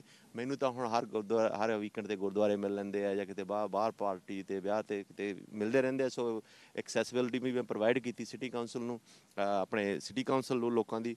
ਸੋ ਖੁਸ਼ੀ ਹੁੰਦੀ ਹੈ ਕਿ ਹੁਣ ਮੇਰੇ ਤੋਂ ਬਾਅਦ ਵੀ ਹੋਰ 2 ਪੰਜਾਬੀ ਕਾਊਂਸਲਰ ਬਣੇ ਆ ਅਤੇ ਹੁਣ ਵੀ ਖੜ੍ਹੇ ਹੋਏ ਨੇ। ਅਤੇ ਮੈਂ ਖੁਸ਼ ਹੋਊਂਗਾ ਕਿ ਹਰ ਸ਼ਹਿਰ ਦੇ ਵਿੱਚ ਸਾਡੇ ਇੱਕ ਤਾਂ ਹੋਵੇ ਕਾਊਂਸਲਮੈਨ, ਹੋਵੇ ਬੋਰਡ ਸੁਪਰਵਾਈਜ਼ਰ, ਹੋਵੇ ਸਾਡੀ ਸਟੇਟ ਦੇ ਵਿੱਚ ਅਸੈਂਬਲੀਮੈਨ ਹੋਣ, ਸੈਨੇਟਰ ਹੋਣ। ਅਤੇ ਜਿਸ ਤਰ੍ਹਾਂ ਤੁਸੀਂ ਦੱਸਿਆ ਕਿ ਖੇਤੀਬਾੜੀ ਏਰੀਆ, ਵੇਖੋ ਆਪਾਂ ਜਿੱਥੇ ਇੰਟਰਵਿਊ ਕਰਨੇ ਪਿੱਛੇ ਕਮਾਦ ਆ, ਪੰਜਾਬ ਦੀ ਯਾਦ ਆ ਗਈ ਆ, ਗੰਨੇ ਆ, ਕਿਹੜੇ ਮੱਲਿਆ ਕਮਾਦ ਆ। ਇੱਥੇ ਖਾਸ ਕਰਕੇ ਜਿਹੜੇ ਫਰੂਟ ਆ, ਕਿਹੜੇ ਫਰੂਟ ਇੱਥੇ ਇਸ ਏਰੀਏ ਦੇ ਵਿੱਚ ਜਿਹੜਾ ਯੂਬਾ ਸਿਟੀ ਦੇ ਵਿੱਚ ਜਿਹੜਾ ਐਗਰੀਕਲਚਰ ਆਪਣੇ ਲੋਕ ਕਰਦੇ ਆ? ਸਾਰਿਆਂ ਨਾਲੋਂ ਤਾਂ ਯੂਬਾ ਸਿਟੀ ਦੇ ਵਿੱਚ ਮਸ਼ਹੂਰ ਨੇ ਪੀਚ, ਆਪਣੇ ਪੰਜਾਬੀ 'ਚ ਆੜੂ ਕਹਿ ਦਿੰਦੇ ਆ। ਸਾਡੇ ਪੇਰੈਂਟਸ ਨੇ ਵੀ, ਅਸੀਂ ਵੀ ਪੀਚਾਂ ਦੀ ਇੱਥੇ ਖੇਤੀ ਕੀਤੀ ਸੀਗੀ, ਛੋਟੇ ਫਾਰਮਰ। ਪੀਚਾਂ ਤੋਂ ਇਲਾਵਾ ਪ੍ਰੂਨਸ, ਵਾਲਨਟਸ, ਬਦਾਮ, ਕੀਵੀਜ਼ ਬਹੁਤ ਖੇਤੀ ਕਰ ਰਹੇ ਨੇ। ਸਾਡੇ ਜਿਹੜੇ ਪੰਜਾਬੀ ਫਾਰਮਰ ਨੇ ਉਹ ਜ਼ਿਆਦਾ ਇਹ ਨਟਸ ਵਗੈਰਾ ਦੀ, ਫਰੂਟਸ ਵਗੈਰਾ ਦੀ ਖੇਤੀ ਕਰਦੇ ਨੇਗੇ। ਜਿੱਦਾਂ ਚੌਲ, ਕਣਕ ਵਗੈਰਾ, ਇਹਦੇ ਵਿੱਚ ਜ਼ਿਆਦਾ ਗੋਰੇ ਫਾਰਮਰ ਨੇ। ਸਾਡੇ ਪੰਜਾਬੀਆਂ ਨੇ ਜ਼ਿਆਦਾ, ਸਪੈਸ਼ਲੀ ਯੂਬਾ ਸਿਟੀ ਜਿਹੜੀ ਮਸ਼ਹੂਰ ਹੈਗੀ ਇਹ ਪੀਚਸ, ਪ੍ਰੂਨਸ, ਵਾਲਨਟਸ। ਫਰੂਟ ਜਿਹੜੇ ਆ ਉਹਨਾਂ ਦਾ ਘਰ ਆ ਯੂਬਾ ਸਿਟੀ ਕਹਿ ਲਈਏ, ਬੱਲੇ ਆ। ਅਸੀਂ ਕੱਲ੍ਹ ਵੀ ਇੱਕ ਇੰਟਰਵਿਊ ਕੀਤੀ ਸੀ ਸਰਦਾਰ ਗੁਰਨਾਮ ਸਿੰਘ ਜੀ ਦੀ, ਅਤੇ ਉਹਨਾਂ ਦਾ ਵੀ ਤਕਰੀਬਨ 6-7 ਹਜ਼ਾਰ ਏਕੜ ਜਿਹੜਾ ਫਾਰਮ ਆ ਖਰੋਟਾਂ ਦਾ, ਬਦਾਮਾਂ ਦਾ, ਕੀਵੀ ਦਾ। ਸੋ ਬੜਾ ਮਨ ਖੁਸ਼ ਹੁੰਦਾ ਕਿ ਪੰਜਾਬੀਆਂ ਨੇ 7 ਸਮੁੰਦਰਾਂ ਤੋਂ ਪਾਰ ਆਣ ਕੇ ਜਿਹੜੀਆਂ ਵਾ ਮੱਲਾਂ ਬੜੀਆਂ ਮਾਰੀਆਂ ਵਾ, ਹੱਡਾਂ ਦਹਾਨੋਂ ਦੀ ਹੱਡ ਭੰਨਵੀਂ ਕਮਾਈ ਕਰਕੇ ਜਿਹੜੇ ਆ ਉਹ ਐਵਰੀਵੇਅਰ ਸਕਸੈਸਫੁਲ ਆ। ਅਖੀਰ ਦੇ ਵਿੱਚ ਆਪਣੇ ਕੋਲ ਸੈਕਿੰਡ ਰਹਿ ਗਿਆ। ਵਰਲਡ ਵਿੱਚ ਵਸਦੇ ਜਿਹੜੇ ਦਰਸ਼ਕ ਆ ਉਹਨਾਂ ਨੂੰ ਕੀ ਮੈਸੇਜ ਦੇਣਾ ਚਾਹੋਗੇ ਬਰੀਫਲੀ? ਇਹ ਅਸੀਂ ਮੈਸੇਜ ਦੇਵਾਂਗੇ, ਇੱਕ ਤਾਂ ਨਾ ਜਿਹੜਾ ਆਪਣਾ ਸੋਸ਼ਲ ਮੀਡੀਆ ਅਤੇ ਜਿਹੜਾ ਮੀਡੀਆ, ਸਪੈਸ਼ਲੀ ਜਿਹੜਾ ਸਾਡਾ ਸਿੱਖ ਮੀਡੀਆ ਹੈ, ਜਿੱਦਾਂ ਹੁਣ ਇਹ ਸਿੱਖ ਚੈਨਲ ਹੈਗਾ, ਇਹਨਾਂ ਦੀ ਸਪੋਰਟ ਕਰੋ। ਇਹਨਾਂ ਰਾਹੀਂ ਇਹ ਸਾਡੇ ਲਈ ਇੱਕ ਪਲੈਟਫਾਰਮ ਹੈ ਕਿ ਜਿਹੜੇ ਸਾਡੇ ਸਿੱਖਾਂ ਦੇ ਮੈਸੇਜ ਹੈ ਇੱਕ ਦੂਜੇ ਤੱਕ ਪਹੁੰਚਦੇ ਨੇਗੇ। ਤੇ ਅਸੀਂ ਤੁਹਾਨੂੰ ਸਿੱਖ ਚੈਨਲ ਨੂੰ ਯੂਬਾ ਸਿਟੀ ਇੱਥੇ ਸਾਡੇ ਮਹਾਨਗਰ ਕੀਰਤਨ ਤੇ ਵੈਲਕਮ ਕਰਦੇ ਹਾਂ। ਤੁਸੀਂ ਐਡੀ ਦੂਰੋਂ ਆਏ ਹੋ ਸਾਡੇ ਇਸ ਦੇਸ਼ ਦੇ ਵਿੱਚ, ਸਾਡੇ ਪਿੰਡ ਦੇ ਵਿੱਚ। ਅਸੀਂ ਤੁਹਾਡਾ ਤਹਿ ਦਿਲੋਂ ਆਪਾਂ ਇੱਥੇ ਤੁਹਾਡੇ ਹੁਣ ਜਿਹੜਾ ਵਾ ਸਟੂਡੀਓ ਖੋਲ ਦੇਣਾ, ਕੀ ਵਿਚਾਰ ਹੈ? ਥੈਂਕ ਯੂ, ਬੜੀ ਖੁਸ਼ੀ ਹੈ ਭਾਜੀ। ਮੀਡੀਆ ਨਾਲੋਂ ਕੋਈ ਵੱਡੀ ਚੀਜ਼ ਨਹੀਂ ਗੀ। ਅਸੀਂ ਪੰਜਾਬ ਦੇ ਵਿੱਚ ਸਿੱਖਾਂ ਨੇ ਕਿਉਂ ਮਾਰ ਖਾਧੀ, 84 ਦੇ ਵਿੱਚ ਸਾਡੇ ਨਾਲ ਕੀ ਹੋਇਆ, ਸਾਡੇ ਕੋਲ ਕੋਈ ਡਾਕੂਮੈਂਟ ਨਹੀਂ ਹੋਇਆ ਕਿਉਂਕਿ ਸਾਡੇ ਕੋਲ ਮੀਡੀਆ ਨਹੀਂ ਗਾ। ਹੁਣ ਉਹ ਦਿਨ ਲੰਘ ਗਏ ਨੇ। ਹੁਣ ਸਾਨੂੰ ਜੇ ਸਿੱਖਾਂ ਨੇ, ਜੇ ਅਸੀਂ ਸਟਰੋਂਗ ਹੋਣਾ ਤਾਂ ਸਾਡੇ ਮੀਡੀਆ ਨੂੰ ਉਹ ਰਿਸਪੈਕਟ ਦੇਈਏ, ਉਹ ਪੋਜੀਸ਼ਨ ਦੇਈਏ ਜੋ ਮੀਡੀਆ ਡਿਜ਼ਰਵ ਕਰਦਾ ਹੈ। ਕਿਉਂਕਿ ਮੀਡੀਆ ਰਾਹੀਂ, ਜੇ ਹੁਣ ਮੈਂ ਇੱਥੇ ਬੈਠਾ ਬੋਲ ਰਿਹਾ ਯੂਬਾ ਸਿਟੀ ਦੇ ਵਿੱਚ, ਤੇ ਸਾਰੀ ਦੁਨੀਆ ਦੇ ਵਿੱਚ ਇਹ ਮੈਸੇਜ ਪਹੁੰਚ ਰਿਹਾ, ਇਹ ਮੀਡੀਆ ਰਾਹੀਂ ਪਹੁੰਚ ਰਿਹਾ। ਤੇ ਸਿੱਖ ਚੈਨਲ ਮੈਂ ਵੇਖ ਰਿਹਾ ਵੀ ਬਹੁਤ ਮਿਹਨਤ ਕਰ ਰਹੇ ਨੇ ਤੇ ਬਹੁਤ ਇੰਪਾਰਸ਼ਲ ਤਰੀਕੇ ਦੇ ਨਾਲ ਸੁਨੇਹਾ ਸਾਰੀ ਦੁਨੀਆ ਦੇ ਵਿੱਚ ਪਹੁੰਚਾ ਰਹੇ ਆ। ਤੇ ਇਹ ਇਨਕਰੇਜ ਕਰਾਂਗੇ ਕਿ ਸਿੱਖ ਨਿਊਜ਼ ਦੇ ਨਾਲ ਜੁੜੋ, ਇਹਨੂੰ ਸਪੋਰਟ ਕਰੋ ਜਿੱਥੇ ਵੀ, ਕਿਸੇ ਤਰੀਕੇ ਵੀ ਹੋ ਸਕਦਾ ਹੈ। ਆਪਣੇ ਇਹਨੂੰ ਸਿੱਖ ਮੀਡੀਆ ਨੂੰ, ਸਿੱਖ ਚੈਨਲ ਨੂੰ ਪਲੀਜ਼ ਸਪੋਰਟ ਕਰੋ। ਸਿੱਖ ਮੀਡੀਆ ਰਾਹੀਂ ਸਾਡੇ ਸਾਰੇ ਸਿੱਖ ਵੀਰ ਭੈਣ ਤਾਂ ਸਾਡੇ ਇਹ ਸੁਨੇਹੇ ਪਹੁੰਚਦੇ ਰਹਿਣਗੇ ਤੇ ਅਸੀਂ ਸਾਰੇ ਇੱਕ ਪਲੇਟਫਾਰਮ ਤੇ ਇਸੇ ਤਰੀਕੇ ਨਾਲ ਹੋ ਸਕਦੇ ਹਾਂ। ਸੋ ਤੁਹਾਡਾ ਬਹੁਤ ਬਹੁਤ ਥੈਂਕ ਯੂ ਜੀ। ਵਾਹਿਗੁਰੂ ਜੀ ਕਾ ਖਾਲਸਾ, ਵਾਹਿਗੁਰੂ ਜੀ ਕੀ ਫਤਿਹ। ਵਾਹਿਗੁਰੂ ਜੀ ਕਾ ਖਾਲਸਾ, ਵਾਹਿਗੁਰੂ ਜੀ ਕੀ ਫਤਿਹ। ਮੇਰਾ ਨਾਮ ਤੇਜਮਾਨ, ਯੂਬਾ ਸਿਟੀ ਤੋਂ, ਯੂਬਾ ਸਿਟੀ ਕਾਉਂਸਲਮੈਨ। ਤੇ ਮੈਂ ਸਾਰੀ ਦੁਨੀਆ ਨੂੰ ਵਧਾਈ ਦਿੰਦਾ ਕਿ ਸਾਡਾ ਸਿੱਖ ਚੈਨਲ ਜੋ ਸਾਰੀ ਦੁਨੀਆ ਦੇ ਵਿੱਚ ਸਾਡਾ ਸੁਨੇਹਾ ਪਹੁੰਚਾ ਰਿਹਾ ਹੈ। ਇਹਨਾਂ ਨੇ ਬਹੁਤ ਵਧੀਆ ਇਹ ਕੰਮ ਕਰ ਰਹੇ ਨੇ। ਪਹਿਲਾ ਸਿੱਖ ਚੈਨਲ ਹੈਗਾ, ਪਹਿਲਾ ਸਿੱਖ ਮੀਡੀਆ ਜੋ ਇੰਨੀ ਮਿਹਨਤ ਦੇ ਨਾਲ ਇੰਨਾ ਕੰਮ ਕਰ ਰਹੇ ਨੇ। ਅਸੀਂ ਇਹੀ ਰਿਕੁਐਸਟ ਕਰਾਂਗੇ ਸਾਰੇ ਸਰੋਤਿਆਂ ਵੱਲ ਕਿ ਇੱਦਾਂ ਦੇ ਜਿਹੜੇ ਉਪਰਾਲੇ ਆ ਇਹਨਾਂ ਨੂੰ ਸਪੋਰਟ ਕਰੋ। ਸਿੱਖ ਚੈਨਲ ਦੀ ਤੁਸੀਂ ਸਪੋਰਟ ਕਰੋ। ਵਾਹਿਗੁਰੂ ਜੀ ਕਾ ਖਾਲਸਾ, ਵਾਹਿਗੁਰੂ ਜੀ ਕੀ ਫਤਿਹ।